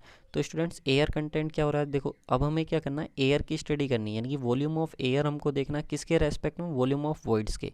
क्योंकि वॉल्यूम ऑफ वॉइड्स क्या था, वॉल्यूम ऑफ एयर प्लस के वॉल्यूम ऑफ वाटर। यानी कि अब आप लोग को क्या करना है, वॉल्यूम ऑफ वॉइड के रेस्पेक्ट में केवल वॉल्यूम ऑफ एयर की स्टडी करनी है, ठीक है। तो इसमें देखिए कि हमारा ये हो सकता है कि सबसे पहले तो यूनिट लेस क्वांटिटी होगी, क्योंकि ऊपर ऊपर नीचे दोनों तरफ वॉल्यूम है, तो यूनिट लेस क्वांटिटी होगी। अब एक बात बताइए, अगर आप क्या करें, A C is equal to volume of air upon volume of water, volume of void, क्या हम वॉल्यूम ऑफ एयर को जीरो कर सकते हैं? बिल्कुल कर सकते हैं, क्योंकि कॉम्पैक्शन में जब हम कॉम्पैक्शन पढ़ेंगे तो कॉम्पैक्शन में जो हमारा मेन एम होता है वो यही होता है कि वॉल्यूम ऑफ एयर को जीरो करना। अगर आपने वॉल्यूम ऑफ एयर को जीरो कर दिया तो इसका मतलब क्या है, एयर कंटेंट जो है हमारा उसकी वैल्यू जीरो हो सकती है, यानी कि एक वैल्यू हमको ये मिल गई, ठीक है। नेक्स्ट हमारा पॉइंट आता है, नेक्स्ट अगर आप बात करोगे तो इसमें क्या है कि आप लोग का जो वॉल्यूम ऑफ एयर है, क्या वो वॉल्यूम ऑफ वॉइड के बराबर हो सकता है? बिल्कुल हो सकता है। अगर आप कंसोलिडेशन कर दो तो वॉल्यूम ऑफ वाटर जो है वो जीरो हो जाएगा, और जब जीरो हो जाएगा तो आप लोग का जो वॉल्यूम ऑफ एयर है वॉल्यूम ऑफ वॉइड के बराबर हो जाएगा। जब ये दोनों इक्वल हो जाएंगे तो कितने टाइम्स कैंसिल हो जाएगा, 1 टाइम्स कैंसिल हो जाएगा। इसका मतलब जो आप लोग का एयर कंटेंट है उसकी वैल्यू आप लोग की कितनी भी हो सकती है, 1 भी हो सकती है। तो अब देखो वैल्यू क्या हो जाएगी, इसका मतलब अगर हम कॉन्क्लूड करें तो वैल्यू आप लोग की 0 से और ज़्यादा या फिर बराबर हो जाएगी, और 1 से कम या 1 के बराबर आप लोग की इसकी वैल्यू आ जाएगी, ठीक है ना। तो ओवरऑल जो आप लोग की इसकी रेंज है वो 0 से 1 के बीच में आ जाएगी, ठीक है। एक और रिलेशन यहाँ से आता है निकल करके जो हम लोगों को पता होना चाहिए, एक तो एयर कंटेंट का और एक डिग्री ऑफ सैचुरेशन का, ठीक है ना। तो अगर एयर कंटेंट के साथ डिग्री ऑफ सैचुरेशन का सम करते हो तो उसकी वैल्यू कितनी आती है, 1 आती है, ठीक है ना। चलो नेक्स्ट प्रॉपर्टी की बात करते हैं जो कि है परसेंटेज एयर वॉइड, ठीक है। तो परसेंटेज एयर वॉइड के बारे में देखेंगे। देखिए स्टूडेंट्स, एक काम करना है, अगर हो सकता है आप लोग को स्पीड इसकी कम लगे वीडियो की, अगर आप लोग को स्पीड कम लग रही है तो आप क्या करोगे, 1.25x में या फिर 1.5x में आप इसको देख लेना, ठीक है। स्पीड आप इसकी इंक्रीज़ करके देख लेना, तो जल्दी जल्दी आप लोग का रिविजन हो जाएगा। नेक्स्ट आता है परसेंटेज एयर वॉइड, ठीक है। ये भी आप लोग का इंपॉर्टेंट है परसेंटेज एयर वॉइड, क्योंकि जब आप कॉम्पैक्शन कर्व आप लोग ड्रॉ करते हो किसी भी सॉइल का, तो कॉम्पैक्शन कर्व ड्रॉ करते समय हमें क्या होती है, इसकी रिक्वायरमेंट होती है परसेंटेज एयर वॉइड की, ठीक है। तो परसेंटेज एयर वॉइड आप लोग को क्या बताता है, अब लोग आपको क्या करना है, वॉल्यूम ऑफ एयर की स्टडी करनी टोटल वॉल्यूम के रेस्पेक्ट में। पहले आपने वॉल्यूम ऑफ एयर की स्टडी की थी वॉल्यूम ऑफ वॉइड के रेस्पेक्ट में। तो अगर आप क्या करोगे, वॉल्यूम ऑफ एयर की स्टडी करोगे टोटल वॉल्यूम के रेस्पेक्ट में, तो आप लोग को मिलेगा यहाँ से परसेंटेज एयर वॉइड, और परसेंटेज में बनाने के लिए इसको 100 से क्या कर देंगे, मल्टीप्लाई कर देंगे, ठीक है। देखो वॉल्यूम वॉल्यूम है तो सबसे पहले यूनिट लेस क्वांटिटी होगी। अब यहाँ से बात कर लो किसकी, रेंज की बात कर लेते हैं सबसे पहले, ठीक है। तो यहाँ पे देखिए स्टूडेंट, ये देखिए अगर आप क्या करोगे, वॉल्यूम ऑफ एयर है आप लोग का, वॉल्यूम ऑफ एयर जीरो हो सकता है, बिल्कुल वॉल्यूम ऑफ एयर जो है आप लोग का जीरो हो सकता है। अगर आप लोग का वॉल्यूम ऑफ एयर जीरो हो गया तो इसका मतलब क्या है कि इसकी जो वैल्यू है वो कितनी हो सकती है आप लोग की, जीरो हो सकती। तो एन ए की वैल्यू आप लोग कितनी हो सकती है, जीरो हो सकती है, अगर आप इसको क्या कर दोगे, जीरो कर दोगे। ठीक है, फिर एक क्वेश्चन बनता है कि सर ये बताइए कि जो वॉल्यूम ऑफ आप लोग का एयर है, क्या वो टोटल वॉल्यूम के इक्वल हो सकता है, इसके इक्वल आप लोग का हो सकता है, नहीं हो सकता। अगर वॉल्यूम ऑफ एयर जो है टोटल वॉल्यूम के इक्वल हो गया तो फिर वॉल्यूम ऑफ सॉलिड तो रहेगा ही नहीं, और जब वॉल्यूम ऑफ सॉलिड नहीं रहेगा तो फिर सॉइल भी नहीं रहेगी। तो इसका मतलब ये इसके इक्वल भी नहीं हो सकता। जब इसके इक्वल नहीं हो सकता तो इसका मतलब एन ए की वैल्यू जो रहेगी वो कितनी रहेगी, लेस देन 100% रहेगी। ठीक है ना, तो इसकी जो रेंज हो जाएगी आप लोग की वो कितनी हो जाएगी, जीरो से ज़्यादा या इक्वल हो जाएगी।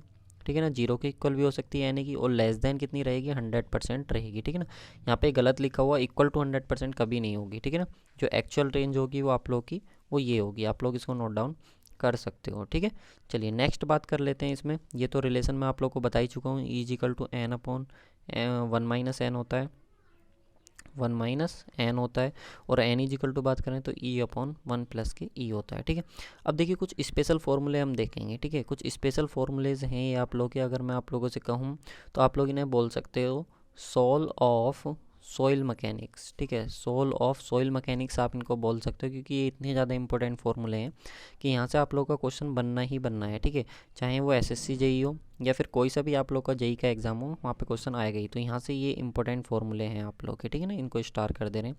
तो सबसे पहला फॉर्मूला जो हम लोग पहले ही पढ़ चुके हैं, ये रिलेशन मैं आप लोग को पहले ही बता चुका हूँ। ठीक है ना, चलिए नेक्स्ट बात करेंगे। हाँ, ये एक फॉर्मूला है। ठीक है, ये देखिए अगर आप लोगों को क्या करना है कि सॉलिड का वॉल्यूम निकालना है। ठीक है, ऐसा समझिए कि आप लोग सॉइल सैंपल लेकर के आए। अब उस सॉइल सैंपल में आप लोग को पता है एयर का भी वॉल्यूम है, उसमें पता है वाटर का भी वॉल्यूम है, उसमें पता है कि आप लोग को सॉइल सॉलिड का भी वॉल्यूम है। लेकिन अगर मैं कहूँ आप मुझे केवल सॉइल सॉलिड का वॉल्यूम निकाल करके दे दो, तो आप कैसे निकालोगे, तो इस सॉइल सॉलिड का वॉल्यूम निकालने के लिए आप क्या करोगे, जो भी टोटल वॉल्यूम होगा अपॉन 1 प्लस के ई, जब आप इस फॉर्मूले को अप्लाई करोगे, ई वॉइड रेशियो होगा आप लोग के पास, वी टी टोटल वॉल्यूम होगा, तो आप वहाँ से क्या निकाल सकते हो, जो केवल सॉइल सॉलिड है इसका वॉल्यूम आप क्या कर सकते हो, कैलकुलेट कर सकते हो। ठीक है, इसके बाद ये फॉर्मूला आप लोग के पास आता है, एक बहुत इंपॉर्टेंट है। ठीक है ना, यहाँ पे देखो ये आपस में मर्ज हो रखे हैं, केवल एस ई इजिकल टू कितना होता है, डब्लू जी। ठीक है, इसको हम याद रखते हैं सहवाग के नाम से। कैसे याद रखते हैं इसको, सहवाग के नाम से हम इसको याद रखते हैं, बहुत इंपॉर्टेंट है। एस ई इजिकल टू कितना होता है, डब्लू जी, आप लोग के पास ये फॉर्मूला आता है। ठीक है ना, ये आप लोगों को ध्यान रखना। वैसे ही देखिए आप लोग अगर बात करो वेट, अगर आप लोगों से पूछा जाए, अगर यहाँ पे देखो तो वेट ऑफ एयर होगा, वेट ऑफ वाटर होगा, वेट ऑफ सॉलिड होगा। तो अगर मैं आप लोगों से केवल सॉलिड सॉलिड का वेट पूछूं तो आप कैसे निकालोगे, तो सॉलिड सॉलिड का वेट निकालने के लिए आप क्या करोगे, टोटल वेट अपॉन कितना कर दोगे, 1 प्लस के वाटर कंटेंट। ठीक है ना, तो ऊपर टोटल वेट आ जाएगा सॉइल का और नीचे आ जाएगा वाटर कंटेंट 1 प्लस के साथ। ठीक है ना, तो इस फॉर्मूले की हेल्प से आप क्या कर सकते हो, इतना फॉर्मूला जब आप अप्लाई करोगे तो इसकी हेल्प से आप निकाल सकते हो weight of soil solid. Clear, चलिए नेक्स्ट बात करते हैं। नेक्स्ट और फॉर्मूलेज हम देख लेते हैं। यहाँ पे देखिए स्टूडेंट्स, ये फॉर्मूले भी बहुत इंपॉर्टेंट है। अगर हम बात करें ड्राई डेंसिटी अगर आपको निकालनी है, ड्राई यूनिट वेट अगर आपको निकालना है, तो उसके लिए आप अप्लाई करोगे gamma D is equal to gamma B upon 1 plus के डब्लू। ठीक है, इस फॉर्मूले की हेल्प से हम देखो गामा डी की अगर बात करें ना, तो गामा डी होता है आप लोग का ड्राई डेंसिटी, डी है ड्राई यूनिट वेट। ठीक है, अगर आप लोग को ड्राई यूनिट वेट निकालना है तो यहाँ पे आ जाएगा गामा अपॉन 1 प्लस के डब्लू। तो गामा क्या होगा आप लोग का, ये आप समझ सकते हो बल्क यूनिट वेट आप लोग का होगा, एक तरीके से bulk unit weight upon 1 plus के वाटर कंटेंट आ जाएगा। बल्क यूनिट वेट जो होता है ना, एक ऐसा यूनिट वेट होता है जो डिपेंड करता है एग्जिस्टिंग कंडीशन के ऊपर, कि सोइल किस कंडीशन में आप लोग की एग्जिस्ट कर रही है। ठीक है, उसके ऊपर ये आप लोगों का डिपेंड करता है बल्क यूनिट वेट। ठीक है ना, चलिए उसके बाद आ जाता है आप लोग का, ये देखिए सेम फॉर्मूला है यहाँ पे, ये आप लोग का गामा डी है, ये आर नहीं है यहाँ पे गामा है। ठीक है, अब जो मैं आपको बता रहा हूँ ना वो फॉर्मूला सही है। ठीक है, आपको रिवीजन ही तो करना है, उसके लिए एकदम बेस्ट है। ठीक है, उसके बाद देखिए अगर आप लोग को बल्क यूनिट वेट निकालना है स्टूडेंट, तो बल्क यूनिट वेट एक गामा डी नहीं गामा बी है। तो अगर बल्क यूनिट वेट आप लोग को निकालना है तो वर्क यूनिट वेट के लिए आपको कितना करना पड़ेगा, जी प्लस के S C upon gamma W 1 plus के ई। ठीक है, ये फॉर्मूला हमारे पास आ जाएगा किसका, बल्क यूनिट वेट का। ठीक है, अब देखो इस बल्क यूनिट वेट के फॉर्मूले से ही हम क्या करेंगे, ड्राई यूनिट वेट निकालेंगे, इसी से हम सैचुरेशन यूनिट वेट निकालेंगे और इसी की हेल्प से ही हम क्या करेंगे, सबमर्ज यूनिट वेट निकालेंगे। ठीक है, तो सबसे पहले देखिए, अगर आप लोग को मान लो ड्राई यूनिट वेट निकालना है, तो ड्राई यूनिट वेट के लिए मैंने आप लोग को बताया था कि अगर सोइल आप लोग की ड्राई स्टेट में होगी, तो अगर सोइल आप लोग की ड्राई स्टेट में होगी, इसका मतलब डिग्री ऑफ सैचुरेशन आप लोग का क्या होगा, जीरो होगा। अगर आप एस की वैल्यू जीरो पुट कर दोगे तो यहाँ से ये देखिए फॉर्मूला क्या बचेगा, जी गामा डब्ल्यू अपॉन 1 + के ई, जो कि आप लोग का ये फॉर्मूला आ जाएगा। ठीक है ना। उसके बाद सेम देखिए, अगर आप लोग को सैचुरेशन के केस में निकालना है, तो अगर सोइल आपकी सैचुरेटेड सोइल होगी तो उस केस में एस की वैल्यू आप लोग की कितनी होगी, एस की वैल्यू हो जाएगी 1। अगर आप लोग के लिए एस की वैल्यू 1 होगी तो फॉर्मूला कितना आ जाएगा, जी प्लस के ई, क्योंकि एस की वैल्यू हमने 1 पुट कर दी, और गामा डब्ल्यू अपॉन कितना आ जाएगा, 1 + के ई, ये आ जाएगा गामा सैचुरेशन। ठीक है, इस तरीके से हम क्या निकाल लेंगे, गामा सैचुरेशन सोल्व कर लेंगे।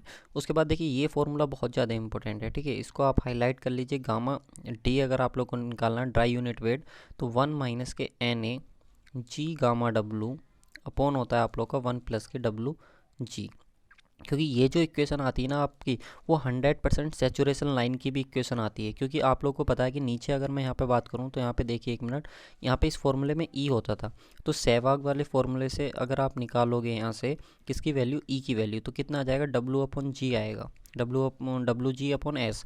अगर आप एस की वैल्यू को 1 कर दो तो ई कितना बचेगा, डब्लू जी के बराबर। तो यहाँ पे हमें डब्लू जी ही रखना होता है, क्योंकि एस की वैल्यू 1 हो जाती है, इसका मतलब 100% सैचुरेशन लाइन की इक्वेशन आती है।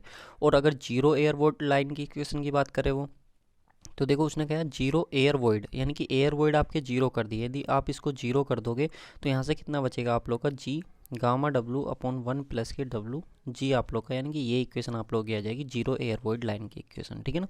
तो ये दोनों चीज़ें आप लोग को ध्यान रखनी है। सैचुरेशन वाला भी हो गया। उसके बाद आ जाता है सबमर्ज वाला। ठीक है, तो सबमर्ज वाले के केस में आप लोग को याद रखना है, अगर आप लोगों को सबमर्ज यूनिट वेट निकालना है तो या तो उसको आप गामा सबमर्ज लिखो, या फिर आप उसको क्या लिखो, गामा डैश लिखो। इनमें से कोई सा भी आप लोग एक से उसको रिप्रेजेंट कर सकते हो।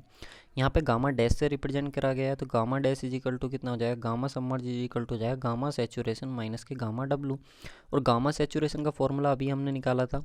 ठीक है, जब हम उस फॉर्मूले को यहाँ पे अप्लाई करेंगे तो फाइनली जो गामा सबमर्ज का फॉर्मूला हमारे पास आएगा वो G-1 गामा डब्लू अपॉन कितना आ जाएगा, 1 + के ई हमारे पास आ जाएगा। ठीक है, ये फॉर्मूला सोल्व होकर के आ जाएगा। क्लियर है। उसके बाद देखिए क्वेश्चन में किस तरीके से हम यूज करते हैं। अगर गामा डब्लू की वैल्यू की बात करें तो अगर ग्राम पर सेंटीमीटर में यूज करना तो 1 ग्राम पर सेंटीमीटर क्यूब में यूज करेंगे। ठीक है, अगर गामा डब्लू की वैल्यू हमें किलो न्यूटन में यूज करनी है तो हम 10 किलो न्यूटन पर मीटर क्यूब यूज़ करेंगे, अगर उसने कहा है तो। ठीक है, अगर गिवन है तो।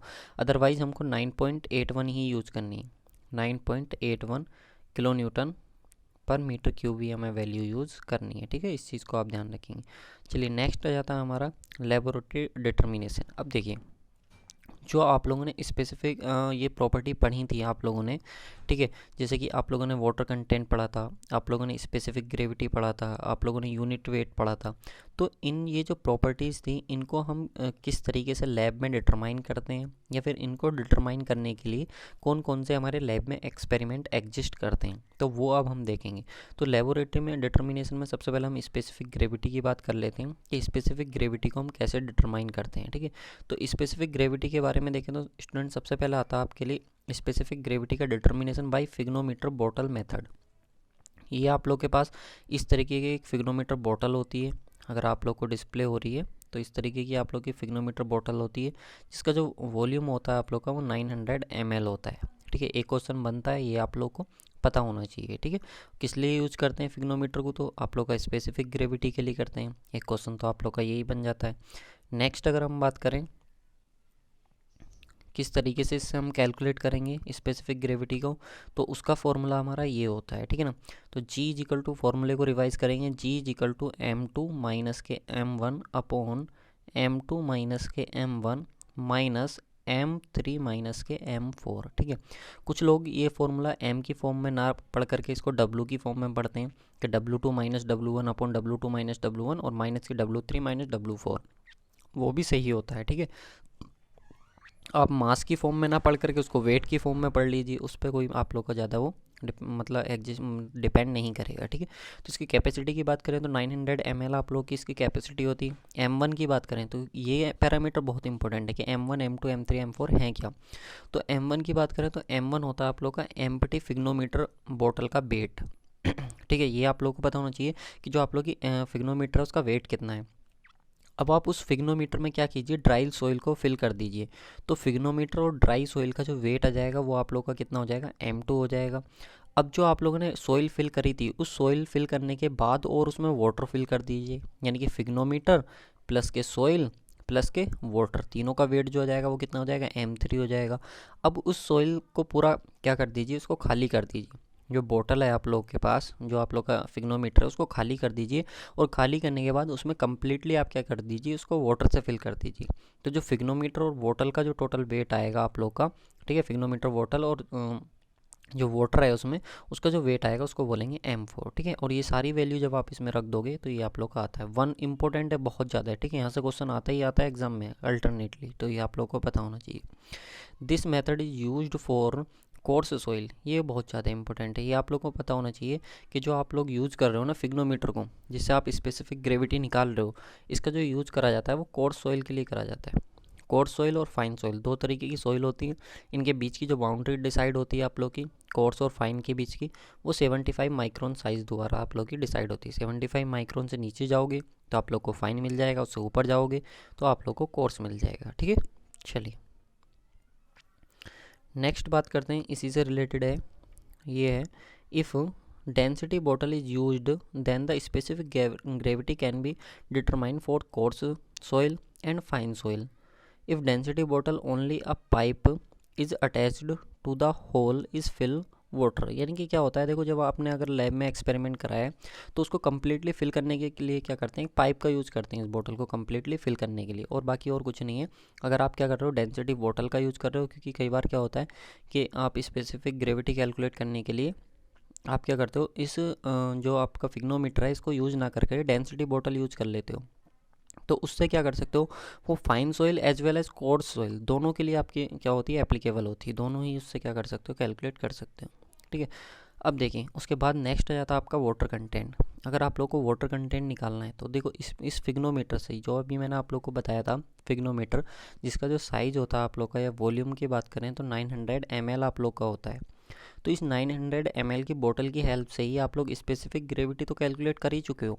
अगर आप लोग को वाटर कंटेंट भी निकालना है तो इसकी हेल्प से आप निकाल सकते हो, ठीक है। चलिए कैसे, मैं बताता हूँ।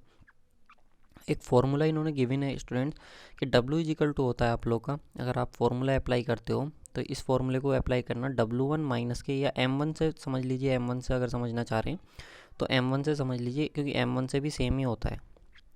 रुकिए एक सेकंड, यहाँ पे देखिए, अगर M1 से समझना तो M1 माइनस के M2, ध्यान से देखना कैसे लिख रहा हूँ, उल्टा लिख करके लिखा रहा हूँ, M1 माइनस के M2 अपॉन M3 माइनस के M4, ठीक है, और ब्रैकेट में G माइनस 1 अपॉन G, और फिर पूरे से हमें माइनस करना होता है 1, ठीक है, इंटू 100, सॉरी इंटू क्या करना होता है 100। ये फॉर्मूला हमारे पास होता है। M1 इस तरीके से हमें चलना है इसको एंटी क्लॉकवाइज, M1 माइनस के M2 M3 minus M4 G minus 1 upon G into 100, ये फॉर्मूला हमारे पास आ जाता है। अब ये M1 M2 ये है क्या, देखो G तो आप पहले ही कैलकुलेट कर चुके हो, तो स्पेसिफिक ग्रेविटी तो आप लोग को मालूम है, ठीक है। अभी आप लोग को M1 M2, तो M1 M2 वही हैं जो आप लोगों ने अभी समझे थे ना, कि जो बोतल का वेट होगा, ठीक है, या बोतल और सॉइल का होगा, बोतल सॉइल और वाटर का होगा, या फिर बोतल और वाटर का होगा, ठीक है ना। तो इनका सबका क्या होगा, M1 M2 M3 आप लोग का हो जाएगा, ठीक है ना। यूज जैसे कि आप लोग को बताया फिग्नोमीटर जो होता है कोर्स सॉइल के लिए जनरली आप लोग का ये यूज़ करा जाता है, ठीक है। तो एक क्वेश्चन तो यही बनता है, फिग्नोमीटर किस तरीके की सॉइल के लिए यूज़ करा जाता है। देखिए नेक्स्ट आता है आप लोग का, अगर वाटर कंटेंट आप लोग को डिटरमाइन करना है तो उसके लिए नेक्स्ट मेथड आता है ओवन ड्राई मेथड। कुछ भी याद नहीं करना है, सिंपल सा आप लोगों को पॉइंट बताता हूँ क्या याद करना, कोई फॉर्मूला याद नहीं करना, कुछ नहीं, इसको याद करना है। कितनी डिग्री सेंटीग्रेड पे, 105 से लेकर के 110 डिग्री सेंटीग्रेड तक हम क्या करते हैं, इसको गर्म करते हैं, ठीक है ना। ये चीज़ आप ध्यान रखना।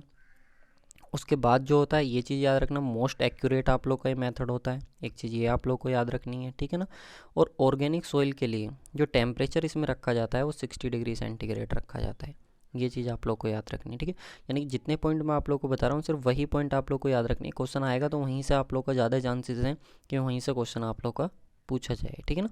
ये सारी चीज़ें आप लोग को याद रखनी है। इसके बाद देखिए नेक्स्ट पॉइंट ये भी देख लीजिए, फोर्थ वाला, for a soil containing gypsum the temperature should not be more than 80 degree centigrade. अगर आप लोग का क्या है, जिप्सम है, उस सोइल में क्या है आप लोग का जिप्सम, जिप्सम का फॉर्मूला क्या होता है, CaSO4 इंटू 2H2। अगर आप लोग का ये एग्जिस्ट कर रहा है उसमें सोइल में, तो आप लोग को टेम्परेचर 80 डिग्री सेंटीग्रेड से ज़्यादा नहीं रखना है, ठीक है।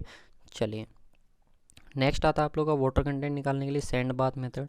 ये भी आप लोग का अच्छा होता है। सैंड बाथ मेथड से रिलेटेड भी आप लोगों को कुछ पॉइंट यहाँ पे पता होने चाहिए, ठीक है ना। तो यहाँ पे देखो सबसे पहले तो हम इसमें जो हीट करते हैं सोइल को, वो कितना हीट करते हैं, 30 से लेकर के 45 मिनट तक हम उसको क्या करते हैं, हीट करते हैं। 30 से लेकर के 45 तक, यानी कि इतने मिनट तक हम उसको क्या करते हैं, हीट करते हैं सोइल को। और उसके बाद क्या है, ये चीज़ आप लोग को याद रखनी है कि इसमें सबसे ज़्यादा ज़रूरी है कि इनऑर्गेनिक सॉइल के लिए बहुत इंपॉर्टेंट होता है, सही है। और इसमें टेम्परेचर पे हमारा कोई भी कंट्रोल नहीं होता है, कोई कंट्रोल हमारा टेम्परेचर पर नहीं होता है। सैंड बाथ मेथड से इससे ज़्यादा और आप लोग को कुछ नहीं करना है, क्लियर है। उसके बाद आ जाता है एल्कोहल मेथड। तो एल्कोहल मेथड में मैं आप लोग को बता देता हूँ कि हम इसमें क्या करते हैं कि जो आप लोग का मैथिलेट स्प्रिट होती है, ठीक है, जो मैथिलेटेड स्प्रिट होती है आप लोग की, जब वो रिएक्ट करती है, उस सॉइल के कांटेक्ट में आती है, तो वो क्या करती है, वाटर में जो ऑक्सीजन प्रेजेंट होता है उससे रिएक्शन करके और वहाँ से क्या कर देती है, वाटर का एवोपरेशन कर देती है। H2O का क्या कर देती है, वाटर के साथ रिएक्ट करके उसको एवोपरेट कर देती है, जिसकी वजह से क्या होता है आप लोग का, केवल सॉइल सॉलिड आप लोग का बच जाता है। तो वही फिर हम फॉर्मूला अप्लाई करेंगे और उसके हेल्प से हम क्या कर लेंगे, कैलकुलेट कर लेंगे। नेम इंपॉर्टेंट है, बस ये आप लोग को याद रखना है, ठीक है ना। एक्यूरेट रिजल्ट देता है थोड़ा सा, बस ये आप लोग को ध्यान रख लेना, ठीक है। और इससे ज़्यादा कुछ याद नहीं रखना। हाँ, कैल्शियम कार्बाइड मेथड जो है ये बहुत ज़्यादा इंपॉर्टेंट, ठीक है। ये आप लोग को याद रखना है। अगर मैं बात करूँ तो फास्टेस्ट मेथड होता है, ठीक है। ये आप लोग को याद रखना, फास्टेस्ट मेथड होता है, यानी कि लीस्ट टाइम कंज्यूमिंग मेथड होता है, ठीक है ना। उसके बाद करें तो किसी भी तरीके की सॉइल के लिए आप इसको यूज़ कर सकते हो। फेयरली एक्यूरेट होता है और फील्ड मेथड होता है, ठीक है। ये आप लोग को याद रखना। तो उसमें भी होता क्या है, जो कैल्शियम कार्बाइड होता है वो वाटर के साथ रिएक्शन करता है और C2H2 बना करके क्या करता है, उसको रिलीज़ कर देता है, ठीक है ना। ये सारी चीज़ें आप लोग की होती हैं। नेक्स्ट रेडिएशन मेथड आता है, कुछ इतना ज़्यादा इंपॉर्टेंट है नहीं, ठीक है ना। बस ये याद रख लेना कि रेडिएशन मेथड जो होता है आप लोग का, ये बहुत ज़्यादा कॉस्टली मेथड होता है। क्या होता है, बहुत ज़्यादा कॉस्टली मेथड ये आप लोग का होता है, ठीक है। और इससे ज़्यादा इसमें कुछ भी आप लोग को याद नहीं रखना। उसके बाद देख लीजिए टॉर्जन बैलेंस मेथड। हाँ, तो टॉर्जन बैलेंस मेथड में ये आप लोग को याद रखना, फाइन ग्रेन सॉइल के लिए यूज़ करा जाता है। और इसमें जो हीट करने के लिए होता है ना आप लोग को, हीट करने के लिए जो इंफ्रारेड जो आप लोग की रेडिएशन होती है ना, इंफ्रारेड रेडिएशन, इनको यूज़ करा जाता है। अब इन्हीं को क्यों यूज़ करा जाता है, तो इनकी जो वेवलेंथ होती है ना इंफ्रारेड रेडिएशन की, वो बहुत ज़्यादा होती है, जिसकी वजह से हम क्या करते हैं, इसको यूज़ करते हैं, क्लियर है। चलो नेक्स्ट बात करते हैं हम कंसिस्टेंसी की। देखो कंसिस्टेंसी क्या है, कंसिस्टेंसी हमारे पास क्या है, इंडेक्स प्रॉपर्टीज़ हैं। मैं आप लोग को बताता हूँ, यहाँ से जो स्टार्ट हो रही हैं हमारे पास, वो इंडेक्स प्रॉपर्टीज स्टार्ट हो जाएंगी। तो आप लोग को मैं बता दूं इंडेक्स प्रॉपर्टी क्या होती हैं, वो प्रॉपर्टीज़ होती हैं जो इनडायरेक्ट वे में, ध्यान से सुनना बहुत इंपॉर्टेंट है, इनडायरेक्ट वे में आप लोग को इंट्रोड्यूस कराती हैं स्ट्रेंथ ऑफ सोइल। क्या बताती हैं, स्ट्रेंथ ऑफ सोइल, यानी कि ये बताएंगे आप लोग को स्ट्रेंथ ऑफ सोइल क्या है इनडायरेक्ट वे में, ठीक है। बहुत हमको पता नहीं होता जनरली कि इंडेक्स प्रॉपर्टीज़ क्या होती हैं। और ये हमको किसने बताया था, तो एक साइंटिस्ट थे जिनका नाम था अटरबर्ग। क्या नाम था स्टूडेंट, अटरबर्ग उनका नाम था। अटरबर्ग साइंटिस्ट ने हमें इसके बारे में इंट्रोड्यूस कराया था, ठीक है। चलो कंसिस्टेंसी की बात करते हैं। तो कंसिस्टेंसी होता क्या है, ठीक है। तो the consistency is the external work done required to convert soil from one state to another state, यानी कि जो भी आप लोग को एनर्जी या एक्सटर्नल वर्क डन आप लोग को रिक्वायर हो रहा है सोइल को वन स्टेट से अनदर स्टेट में कन्वर्ट करने के लिए। अब सर वन स्टेट से अनदर स्टेट क्या होगा, देखो आप लोग को पता है कि सोइल आप लोग की सॉलिड, ठीक है, प्लास्टिक और लिक्विड, तीन स्टेट में आप लोग की एग्जिस्ट करती है। एक और होती है अगर आप कहो तो उसको सेमी सॉलिड, ठीक है। इन स्टेट में आप लोग की सोइल क्या करती है, एग्जिस्ट करती है। तो अगर आप लोग को सपोज सॉलिड से सेमी सॉलिड में जाना है, सेमी सॉलिड से प्लास्टिक में जाना है और प्लास्टिक से लिक्विड में जाना है, तो आप लोग को क्या होगा, एक एक्सटर्नल वर्क डन आप लोग को चाहिए होगा, कुछ ना कुछ ऐसा आप लोग को एनर्जी बाहर से लगानी होगी जिससे ये वन स्टेट से अनदर स्टेट में चेंज हो जाए। तो वो जो लिमिट आप लोग की होती हैं वो आप लोग की होती है कंसिस्टेंसी। ठीक है, ठीक है, उसको हम कंसिस्टेंसी बोलते हैं। और प्रॉपर अगर कंसिस्टेंसी लिमिट की बात करें तो प्रॉपर कंसिस्टेंसी लिमिट आप लोग को ये बताती है कि अगर आप लोग को एक स्टेट से दूसरी स्टेट में जाना है तो वो जो एक्सटर्नल वर्क डन आपको बोल रहे हैं ना, वो एक्सटर्नल वर्क डन और कुछ नहीं, केवल क्या होगा, वाटर कंटेंट होगा। ठीक है, यानी कि एक ऐसा वाटर कंटेंट जिसमें आप लोग की सॉइल वन स्टेट से अनदर स्टेट में चेंज हो जाती है, उसको हम क्या बोलते हैं, कंसिस्टेंसी लिमिट बोलते हैं। ठीक है, ये किसने बताया था, मैंने अभी आप लोगों को बताया, एक साइंटिस्ट थे जिनका नाम था अटरबर्ग। ठीक है ना, अटरबर्ग साइंटिस्ट थे, उन्होंने ये अटरबर्ग नाम से अपनी लिमिट दी और इन्होंने बताया कि लिक्विड लिमिट, प्लास्टिक लिमिट और श्रिंकेज लिमिट नाम की 3 चीज़ें होती हैं। चलिए इन तीनों के बारे में वन बाई वन हम डिस्कस करते हैं। ठीक है, लिक्विड लिमिट क्या होती है, सबसे ध्यान रखना, लिक्विड लिमिट को WL से लिखते हैं, प्लास्टिक लिमिट को WP से लिखते हैं और श्रिंकेज लिमिट को WS से लिखते हैं। ठीक है, इनको ये भी देखेंगे कि इनको हम कैसे कैलकुलेट करते हैं लैब में। ठीक है, किसी भी सॉइल की लिक्विड लिमिट क्या होगी, प्लास्टिक लिमिट क्या होगी और श्रिंकेज लिमिट क्या होगी। ठीक है, चलिए सबसे पहले हम बात करते हैं लिक्विड लिमिट की। तो it is the minimum water content at which the soil convert from plastic state to liquid state. यानी कि लिक्विड लिमिट की अगर आप बात करें तो प्लास्टिक स्टेट से अगर लिक्विड स्टेट तक अगर आप लोग को जाना है तो उसके लिए जितना वाटर आप लोग को चाहिए होगा वो आप लोग का क्या होगा स्टूडेंट्स, लिक्विड लिमिट होगा। ठीक है, और लिक्विड लिमिट पे आप लोगों को ध्यान रखना है कि जो शियर स्ट्रेंथ होती है सोइल की वो क्या होती है, स्मॉल होती है। क्योंकि मैंने आप लोगों को बताया था कि जो इंडेक्स प्रॉपर्टी होती है सोइल की वो इनडायरेक्टली आप लोगों को किससे इंट्रोड्यूस कराना चाहती हैं, स्ट्रेंथ ऑफ सोइल से। ठीक है, उसके बाद आता है प्लास्टिक लिमिट। तो प्लास्टिक लिमिट की अगर हम बात करें तो अगर कोई भी सॉलिड है, कोई भी सोइल है, अगर उसको कितना वाटर कंटेंट रिक्वायर्ड होगा सेम ही सॉलिड स्टेट से लेकर के प्लास्टिक स्टेट तक जाने के लिए, तो वो आप लोग की क्या हो जाएगी, प्लास्टिक लिमिट हो जाएगी। और श्रिंकेज लिमिट की अगर हम बात करें तो कोई भी सेमी सॉलिड स्टेट से लेकर के सॉलिड स्टेट तक जाने के लिए कितना वाटर आप लोग को, मिनिमम वाटर आप लोग को चाहिए होगा, वो आप लोग का क्या हो जाएगा, श्रिंकेज लिमिट हो जाएगी। ठीक है, इन्होंने एक आप लोग को ग्राफ भी बना करके दिया था, अगर आप लोग को याद हो तो, इस तरीके से कि वाटर कंटेंट और आप लोग का वॉल्यूम के बीच क्या ग्राफ आता है। तो इस तरीके से कुछ एक ग्राफ इन्होंने दिया था बना करके, अगर आप लोग को याद हो। यहाँ पे श्रिंकेज लिमिट होता था, ये आप लोगों का प्लास्टिक लिमिट होता था, ये आप लोग का लिक्विड लिमिट होता था। ठीक है, इस तरीके से इन्होंने ग्राफ भी दिया था वाटर कंटेंट और वॉल्यूम के बीच सॉइल की। ठीक है, चलो नेक्स्ट बात करते हैं श्रिंकेज लिमिट आप लोग की। तो it is the minimum water content, ये तो बता ही दिया, it is the water content below which volume of soil constant. और ये भी ध्यान रखना कि श्रिंकेज लिमिट जो होती है वो लिमिट होती है जिस पर आपका जो सॉइल जो होती है उसका वॉल्यूम क्या रहता है, अनचेंज रहता है, यानी कि कांस्टेंट रहता है। ये क्वेश्चन पूछा जाता है कि किस लिमिट पर जो सोइल है उसका वॉल्यूम कांस्टेंट रहेगा। तो आप लोगों को लिक्विड लिमिट देगा, प्लास्टिक लिमिट देगा, श्रिंकेज लिमिट देगा या ऑल ऑफ द एबव देगा। तो आप लोग को उसका सही आंसर जो चूज़ कर लेना है वो श्रिंकेज लिमिट कर लेना है। सही, नेक्स्ट बात करते हैं, at the shrinkage limit and above water content of soil is fully saturated. ये तो हमको पता ही है, श्रिंकेज लिमिट से ऊपर जो होता है वाटर कंटेंट जो होता है जिस पर सॉइल क्या होती है, फुल्ली सैचुरेटेड होती है। ठीक है, उसके बाद करें next, below shrinkage limit the soil is partially saturated lies between 0 to 100। ठीक है, इसके बीच आप लोग की लाई करती है। नेक्स्ट बात करते हैं प्लास्टिसिटी इंडेक्स की। ठीक है, अब आप लोग के पास इंडेक्सेस आ जाएंगी। तो प्लास्टिसिटी इंडेक्स को हम लिखते हैं IP से। ठीक है, लिक्विडिटी इंडेक्स को हम लिखते हैं या लिक्विड लिमिट इंडेक्स को लिखते हैं IL से, और जो श्रिंकेज इंडेक्स होती है उसको लिखते हैं IS से। ठीक है ना, ये चीज़ें हम देखेंगे क्या इनकी इंडेक्स होती हैं और इनमें क्या आपस में रिलेशन होता है वो भी हम देखेंगे लिक्विड लिमिट के साथ। ठीक है, चलिए सबसे पहले बात करते हैं प्लास्टिसिटी इंडेक्स की। Plasticity index represent the range of water content in which soil contains plastic property. यानी कि जो प्लास्टिसिटी इंडेक्स होती है ना आप लोग के पास, वो रिप्रेजेंट करती है रेंज को, किसकी रेंज को, वाटर कंटेंट की रेंज को, कि कितना वाटर है आप लोगों का जिसमें सोइल आपकी प्लास्टिक है। यानी कि अगर हम बात करें तो कुछ इस तरीके से, अभी मैंने आप लोगों को एक ग्राफ बना करके दिखाया था ये। ठीक है, तो इसमें आप देखो तो यहाँ पे क्या था, लिक्विड लिमिट था, ये क्या था, प्लास्टिक लिमिट था, और ये क्या था, श्रिंकेज लिमिट था। ठीक है, अगर आप बात करोगे किसकी, आप बात करो प्लास्टिसिटी इंडेक्स की, तो इस रेंज को वो बताती है कि आप लोग का जो प्लास्टिसिटी इंडेक्स होता है वो लिक्विड लिमिट से लेकर के प्लास्टिक लिमिट के अंदर लाई करता है। ठीक है, ये चीज़ हमको पता होनी चाहिए। तो जैसा कि मैंने अभी तुम लोगों को बताया कि आईपी की जो वैल्यू हो चुकी है, जो प्लास्टिसिटी इंडेक्स हो चुकी है, उसने एक रेंज बता दिया आप लोगों को लिक्विड लिमिट माइनस के प्लास्टिक लिमिट के बीच आप लोगों का ये लाई करेगा। ठीक है, तो चलिए आगे इसका फॉर्मूला देखो गिवन है, यहाँ पे भी इसका फॉर्मूला गिवन है, ये आप लोगों को यहाँ से भी आप इसको देख सकते हो। तो अब ये आईपी है क्या, तो इसको हमने बोला प्लास्टिसिटी इंडेक्स है। डब्ल्यू एल है क्या, लिक्विडिटी इंडेक्स है, लिक्विड लिमिट है। डब्ल्यू पी क्या है, प्लास्टिक लिमिट है। और डब्ल्यू क्या आप लोगों का नेचुरल वाटर कंटेंट। ठीक है, ये आप लोग को याद रखना है। देखो एक क्वेश्चन यहाँ से बहुत इंपॉर्टेंट बनता है, मैं अभी आप लोग को बताऊंगा।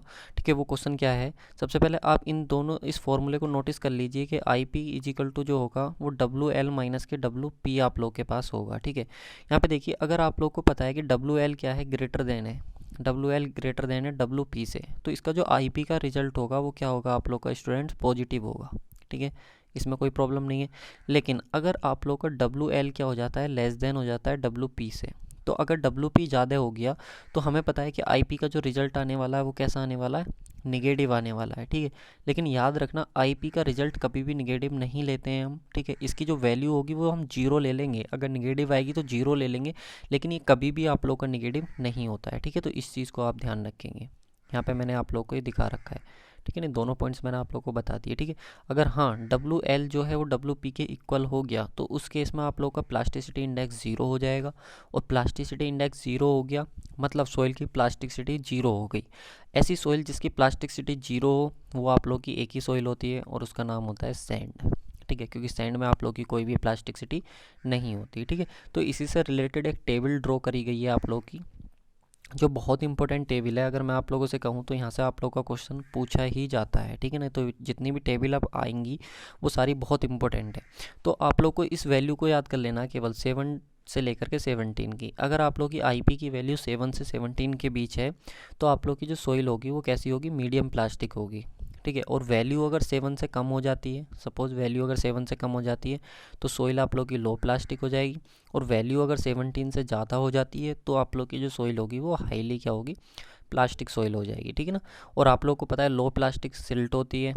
ठीक है, और हाई प्लास्टिक क्या होती है, क्ले सोइल होती है। और अगर मीडियम प्लास्टिक की बात करें तो वो सिल्ट और क्ले के कॉम्बिनेशन से बनी हुई सोइल होती है। ठीक है, ये चीज़ आप लोग को याद रखनी है। चलिए नेक्स्ट हम बढ़ते हैं कंसिस्टेंसी इंडेक्स पे। तो कंसिस्टेंसी इंडेक्स का भी आप लोग का एक फॉर्मूला यहाँ पे गिवन है। कंसिस्टेंसी इंडेक्स जो आप लोग की होती है ये होती है डब्ल्यू एल माइनस के W N upon I P. ठीक है, तो डब्ल्यू एन क्या है, नेचुरल वाटर कंटेंट है। आई पी क्या है, प्लास्टिसिटी इंडेक्स है। डब्ल्यू एल क्या है, लिक्विड लिमिट है। और आई सी क्या है, कंसिस्टेंसी इंडेक्स है। तो इस तरीके से आप लोग का ये फॉर्मूला निकल करके आ जाता है। ठीक है, अब यहाँ पे अगर हम बात करें इसकी रेंज की, अगर हम बात करें तो रेंज आप देख सकते हो, इसकी रेंज जो होती है 0 से 1 के बीच होती है। अगर रेंज आप लोगों को समझनी है तो डब्ल्यू एल माइनस के डब्ल्यू अपॉन कितना है, आई पी आया। तो यहाँ पे देखिए आप इसकी वैल्यू को, अगर इनमें से कोई सा भी एक वाटर कंटेंट जीरो हो जाएगा आप लोग का तो यहाँ पे वैल्यू क्या होगी आप लोग की, 1 से कम ही आएगी। यहाँ पे अगर आप इसको नोटिस करोगे, वैल्यू रख करके अगर देखोगे, एक को जीरो करोगे एक को नहीं करोगे तो वहाँ से आप लोग का आ जाएगा इसको सॉल्व करके। तो आप लोग को अल्टीमेटली बस यही याद रखना है कि अगर डब्ल्यू एल जो है वो डब्ल्यू के इक्वल हो जा रहा है तो उस केस में आई सी की वैल्यू आप लोग की क्या होगी, जीरो होगी। क्योंकि डब्ल्यू एल में से अगर डब्ल्यू माइनस करोगे तो जीरो ही बचेगा ना। अगर डब्ल्यू पी क्या है, डब्ल्यू के इक्वल हो जा रहा है तो उस केस में आप लोग की इसकी वैल्यू कितनी होगी, 1 होगी।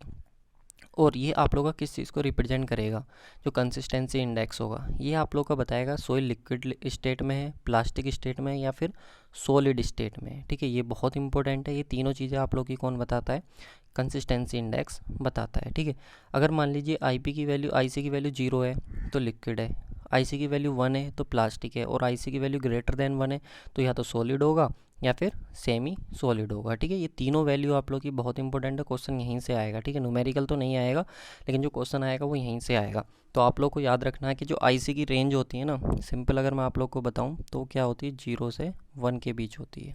ठीक है, 0 से कम हो गया तो लिक्विड हो गई। ठीक है, 1 के बराबर हो गया तो आप लोग की प्लास्टिक होगी, और 1 से ज़्यादा हो गया तो सेमी सॉलिड होगी। ठीक है, चलिए नेक्स्ट बात करते हैं लिक्विड लिमिट की। ठीक है, लिक्विडिटी इंडेक्स की। तो लिक्विडिटी इंडेक्स का जो फॉर्मूला आता है वो कितना होता है, तो लिक्विडिटी इंडेक्स का फॉर्मूला होता है डब्ल्यू एन माइनस के डब्ल्यू पी अपॉन आता है आई पी। ठीक है, डब्ल्यू एन क्या है, natural water content. W P क्या है, प्लास्टिक लिमिट। आई पी क्या है, प्लास्टिसिटी इंडेक्स, ठीक है। तो सारी वैल्यू हमको पता होती हैं, तो यहाँ से हम क्या कर लेते हैं, लिक्विड लिमिट को निकाल लेते हैं कि लिक्विडिटी इंडेक्स सॉरी कितनी होगी, ठीक है। इसको हम निकाल लेते हैं। एक फार्मूला आता है, ये पूछता है कि इनमें से कौन सा फार्मूला करेक्ट है। तो आई सी प्लस आई एल का जो सम होता है ना वो कितना होता है, 1 होता है। इस चीज़ को आप ध्यान रखेंगे, ठीक है। आई सी प्लस आई एल का जो सम होता है वो 1 होता है, यानी कि जो आपकी कंसिस्टेंसी इंडेक्स होती है और लिक्विडिटी इंडेक्स होती है उसका जो सम होता है वो कितना आता है, 1 आता है, ठीक है। ये यहाँ पे लिखा हुआ है। इस पर कई बार फॉर्मूला भी वो आप लोग का पूछ लेता है। परसेंटेज में दे करके रखेगा तो आप लोग को आई सी की वैल्यू जो है वो आई एल के क्या रख देनी है, 100% रख देनी है, ठीक है, अगर ये परसेंटेज में दे करके रखेगा तो। नेक्स्ट बात करते हैं एक्टिविटी ऑफ क्ले। ये बहुत इंपॉर्टेंट होता है। अगर मैं इसका फॉर्मूला आप लोग को बताऊं एक्टिविटी ऑफ क्ले का, तो वो होता है आप लोग का plasticity index upon percentage of clay particle, ठीक है। ये हमारा फॉर्मूला होता है। Activity of clay is the ratio of plasticity index to percentage particle is less than 2 micron, यानी कि 2 माइक्रोन से कम जो हमारे पार्टिकल होंगे वो हमारे पार्टिकल यहाँ पे आ जाएंगे। अब देखो 2 माइक्रोन से कम जो पार्टिकल के होते हैं वो किसके होते हैं, क्ले के ही होते हैं। तो इसलिए मैंने डायरेक्ट नीचे कितना लिख दिया, परसेंटेज ऑफ क्ले लिख दिया है, ठीक है। ये फॉर्मूला आप लोग का होता है जो आपको पता होना चाहिए। यहाँ पे ये मैंने लिखा हुआ भी है, ठीक है। इस फॉर्मूले को आप नोटिस करते हो, यूनिट लेस ये क्वांटिटी आप लोग की होती है। This term is defined as for clay particles के लिए डिफाइन होता है। Activity of clay is the slope curve between plasticity index and percentage of particles is less than 2 micron. यानी कि अगर हम कर्व की बात करें, एक्टिविटी कर्व अगर आप बनाओगे तो किस किस के बीच बनाओगे, एक तो आईपी के बीच और एक परसेंटेज ऑफ क्ले पार्टिकल के बीच आप लोग बनाओगे, ठीक है। उसके बाद नेक्स्ट आ जाता है हमारा एक्टिविटी। आप लोगों को ये वैल्यू याद रखनी है। अगर आप लोग की ए सी की वैल्यू जो एक्टिविटी की वैल्यू 0.7 से लेकर के 7.5 से लेकर के 1.25 के बीच है, तो आप लोग की सोइल जो होगी ना वो नॉर्मल होगी, या फिर आप ये कह सकते हो कि मीडियम एक्टिव होगी। और वैल्यू अगर लेस देन 0.75 हो गई तो वो आप लोग की सोइल कैसी हो जाएगी, इनएक्टिव हो जाएगी। और अगर वैल्यू आप लोग की 1.25 हो गई तो सोइल आप लोग की क्या हो जाएगी, एक्टिव हो जाएगी। और एक चीज़ बताऊँ आप लोग को, यहाँ पे हम लोग को पता है कि ब्लैक कॉटन सोइल जो होती है और जो हमारे पास होती है बेंटोनाइट सोइल जो होती है, उनकी एक्टिविटी इंडेक्स बहुत ज़्यादा होती है। जैसे कि बात करें मोंट मोरिलोनाइट मिनरल में, तो अगर एक्टिविटी इंडेक्स की बात करते हो ना उसमें, तो 1 से लेकर के आई थिंक 7 तक ही आप लोग की होती है। आप सोचिए कि 1 से 7 तक अगर किसी सोइल की एक्टिविटी इंडेक्स है तो कितनी एक्टिव होगी। तो मोंट मोरिलोनाइट को इसलिए बोलते हैं कि जिसमें भी ये प्रेजेंट होता है, जैसे कि ब्लैक कॉटन सोइल में जनरली होता है, तो वो बहुत ज़्यादा एक्टिव होती है। यानी कि इसका मतलब ये कि जैसे ही वो वाटर के कांटेक्ट में जाती है थोड़ी सी भी, तो उसका वॉल्यूम क्या है, एकदम से चेंज हो जाता है, ठीक है ना। ये इसको रिप्रेजेंट करती है। ये देखिए परसेंटेज क्ले में और जो आईपी था उसके बीच हमने क्या करा, इसका ग्राफ प्लॉट कर लिया है। चलिए नेक्स्ट बात करते हैं सेंसिटिविटी ऑफ क्ले, ठीक है। देखो सेंसिटिविटी नाम से क्लियर हो रहा है कि सेंसिटिविटी को बताया कि कोई भी सोइल कितनी सेंसिटिविटी है उसके अंदर। तो it is the ratio of shear strength of soil undisturbed condition to the shear strength of the soil in disturb condition. यानी कि अगर मैं आप लोग को बताऊं कि अगर आप लोग क्या कर रहे हो, अनकन्फाइंड कंप्रेसिव स्ट्रेंथ निकालो सोइल की, किस सिचुएशन में, अनडिस्टर्ब सिचुएशन में। और आप अनकन्फाइंड कंप्रेसिव स्ट्रेंथ निकालो सोइल की डिस्टर्ब सिचुएशन में, तो उन दोनों का जो रेशियो होगा ना वो आप लोगों को क्या देगा, उस सेंसिटिविटी को रिप्रेजेंट करेगा कि सोइल आप लोग की कितनी सेंसिटिव है। यानी कि अगर आपने उसमें हल्का सा भी फोर्स अप्लाई किया तो आप लोग का वो सोइल क्या है, किस तरीके के चेंजेस शो कर रही है, तो वो रिप्रेजेंट करता है सेंसिटिविटी, ठीक है। Sensitivity of soil is always greater then 1। ये आप लोग को ध्यान रखना बहुत इंपॉर्टेंट है कि सेंसिटिविटी जो होती है हमेशा क्या होती है, 1 से ज़्यादा होती है, ठीक है। और अगर सेंसिटिविटी 1 हो गई तो क्वेश्चन तो ये भी बनता है ना कि अगर सर सेंसिटिविटी 1 हो गई तो उस केस में आपकी सोइल जो हो जाएगी वो इनसेंसिटिव हो जाएगी, ठीक है। उस केस में आप लोग सोइल पर फोर्स लगाओ तो कोई उसका इफेक्ट नज़र नहीं आएगा, ठीक है। बात करें थिक्सोट्रोपिक की, तो थिक्सोट्रोपिक एक प्रॉपर्टी होती है आप लोग की क्ले की, जो क्या बताती है, the process of strength loss और strength gain without any change in water content of soil is known as thixotropic. यानी कि थिक्सोट्रोपिक वो प्रॉपर्टी होती है जो सोइल की आप लोग को ये बताती है कि टाइम के पास होने के साथ साथ सोइल कितना स्ट्रेंथ को गेन कर रही है या फिर कितना स्ट्रेंथ को लूज़ कर रही है आप लोग का, ठीक है। वो आप लोग की किस कौन रिप्रेजेंट करता है, थिक्सोट्रोपी बताती है कि अगर आपने सोइल को देखो, थिक्सोट्रोपी T4 टच और T4 थिक्सोट्रोपी, तो इस तरीके से आप इसको याद रख सकते हो। और अगर बात करें कि थिक्सोट्रोपी किस चीज़ को रिप्रेजेंट करता है, तो ये देखिए, the gain in strength due to reformation of molecules crystals and structures.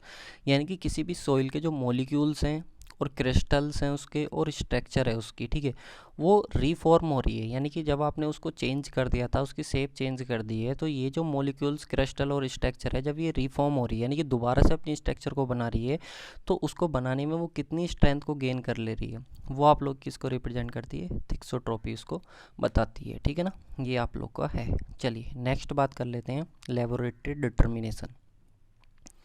यानी कि जो आपका आईपी था, आईएस था, या फिर आईएल था, ठीक है ना, यानी कि लिक्विडिटी इंडेक्स था, श्रिंकेज इंडेक्स था, या फिर प्लास्टिसिटी इंडेक्स था, ठीक है, या फिर कंसिस्टेंसी इंडेक्स था। तो इनको आप लैब में किस तरीके से डिटरमाइन करते हो, या फिर इनको डिटरमाइन करने के क्या मेथड होते हैं, क्या एक्सपेरिमेंट होते हैं, अब उनके बारे में हम देख लेते हैं कि ये प्रॉपर्टी तो होती हैं जो सोइल की स्ट्रेंथ को रिप्रेजेंट करती हैं इनडायरेक्ट वे में, लेकिन इसको हम कैलकुलेट कैसे करेंगे, ये भी तो हमारे सामने एक चैलेंज है ना। तो उसको कैसे हम कैलकुलेट करते हैं, उसके लिए सबसे पहले हम देखेंगे प्लास्टिक लिमिट को। तो देखो, प्लास्टिक लिमिट को डिटरमाइन करने के लिए हम क्या करेंगे, सबसे पहले हम क्या करेंगे, 8 gram to 30 gram oven dried soil is consider. सबसे पहले आपको क्या करना है, 8 ग्राम से लेकर के और 30 ग्राम के बीच का, 8 ग्राम से लेकर के 30 ग्राम के बीच का एक सोइल सैंपल आप लोग को ले लेना है जो ओवन ड्राई हो।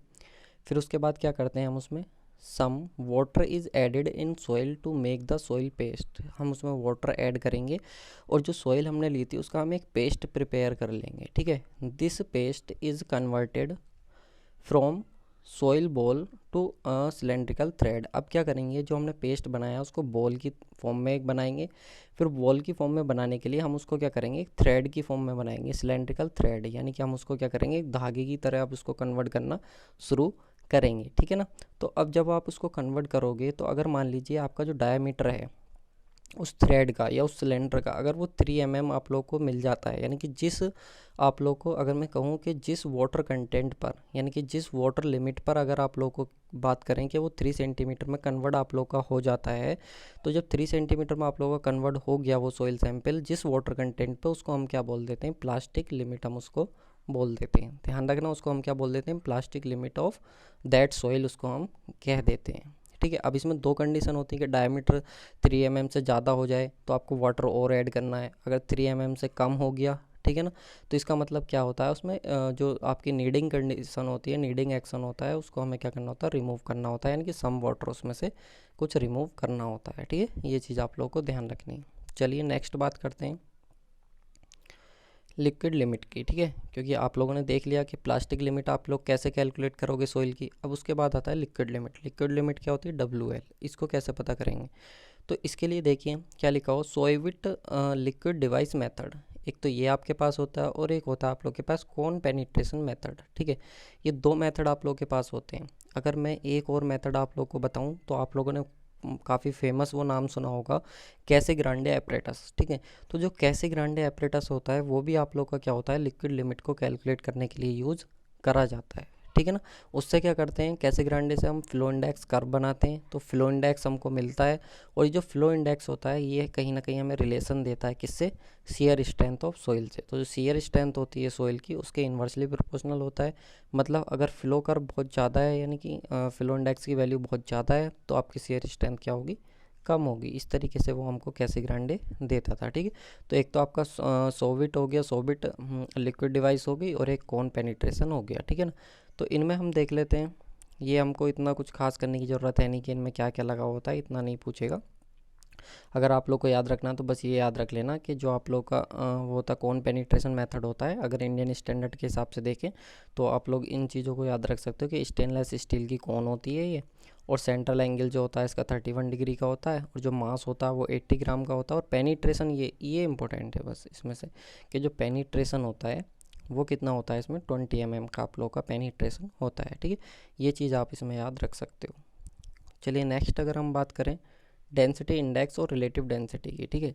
तो डेंसिटी इंडेक्स और रिलेटिव डेंसिटी की बात करें तो यहाँ पे देखो इसकी वैल्यू होती है, इसका फॉर्मूला होता है, ये बहुत इंपॉर्टेंट है।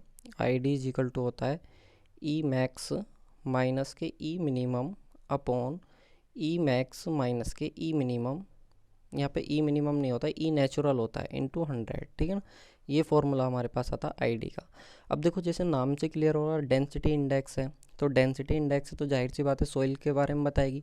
अब सोइल की किस स्टेट के बारे में बताएगी, कि सोइल जो आप लोगों का कितना डेंस है, मतलब नॉर्मल डेंस है कि मीडियम डेंस है, या फिर आप लोगों का डेंसेस्ट स्टेट में है या फिर लूजेस्ट स्टेट में है, वो सारी चीज़ आप लोग को कौन बताता है? आईडी बताता है, ठीक है। और किसके लिए यूज़ करते हैं? कोहेजन लेस सॉइल के लिए यूज़ करते हैं। तो आप लोग को ये बहुत इंपॉर्टेंट पॉइंट है, दो आप लोग को जो पता होनी चाहिए। अगर आपके सॉइल के पार्टिकल कैसे हैं? स्पेरिकल हैं, तो वो लूजेस्ट स्टेट में होंगे। अगर लूजेस्ट स्टेट में होंगे तो उसका जो मैक्सिमम वॉइड रेशियो आप लोग का 0.91 होगा, ठीक है। और अगर मिनिमम वॉइड रेशियो की बात करें तो अगर डेंसेस्ट स्टेट में है सॉइल तो उसका जो मिनिमम वॉइड रेशियो होगा वो आप लोगों का कितना होगा? 0.35 आप लोग का होता है, ठीक है ना। याद रखना, मैक्सिमम ये होगा और मिनिमम आप लोग का ये होगा। ई आप लोग का वॉइड रेशियो होता है नेचुरल स्टेट, ये तो हमको पता ही है, जैसे कि मैंने अभी यहाँ पे लिखा भी था ई एन। अगर हम इसको लिखेंगे तो नेचुरल, ये आप लोग को बताएगा कि नेचुरल वॉइड रेशियो आप लोग का कितना होगा, ठीक है, उसको ये रिप्रेजेंट करेगा। चलिए नेक्स्ट बात कर लेते हैं। This term is used for cohesion less soil. ये आप लोग का जो टर्म होता है कोहेजन लेस सॉइल के लिए यूज़ करा जाता है। डेंसिटी इंडेक्स देख लीजिए क्या क्या होगी। अगर आईडी की वैल्यू 0 है तो इसका मतलब लूजेस्ट स्टेट में है सॉइल आपकी। आईडी की वैल्यू 100% है तो मतलब डेंसेस्ट स्टेट में है, ठीक है ना। और लिमिट की बात करें तो 0 से 100 के बीच ये वेरी करती है, ठीक है। ये आप लोग को पता होना चाहिए।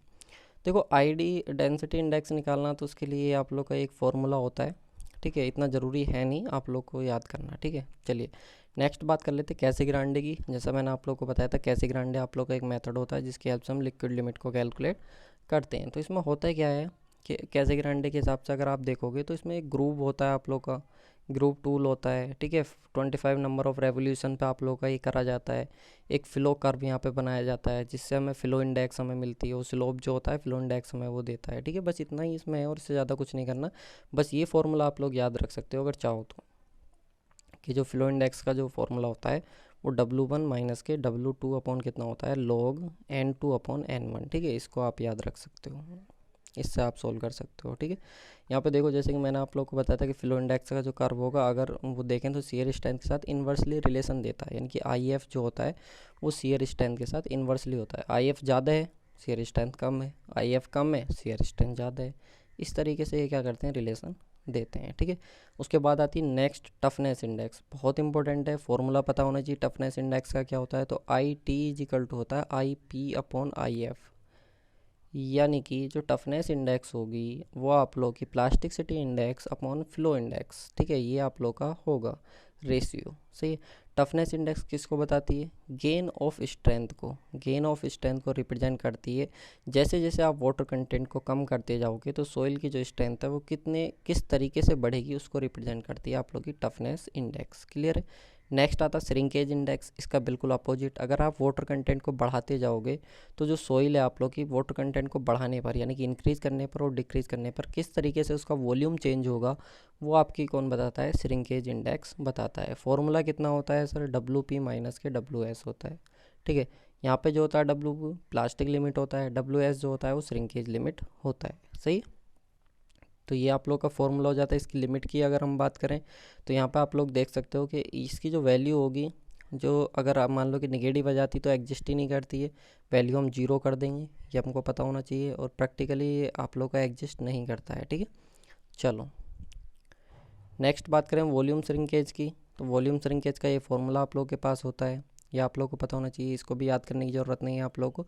आप लोग को ये फॉर्मूला याद करना है, ठीक है। मैं आप लोगों को बता रहा हूँ कौन सा फॉर्मूला याद करना है। ये जो आपका श्रिंकेज रेशियो होता है वो होता है gamma D upon gamma W.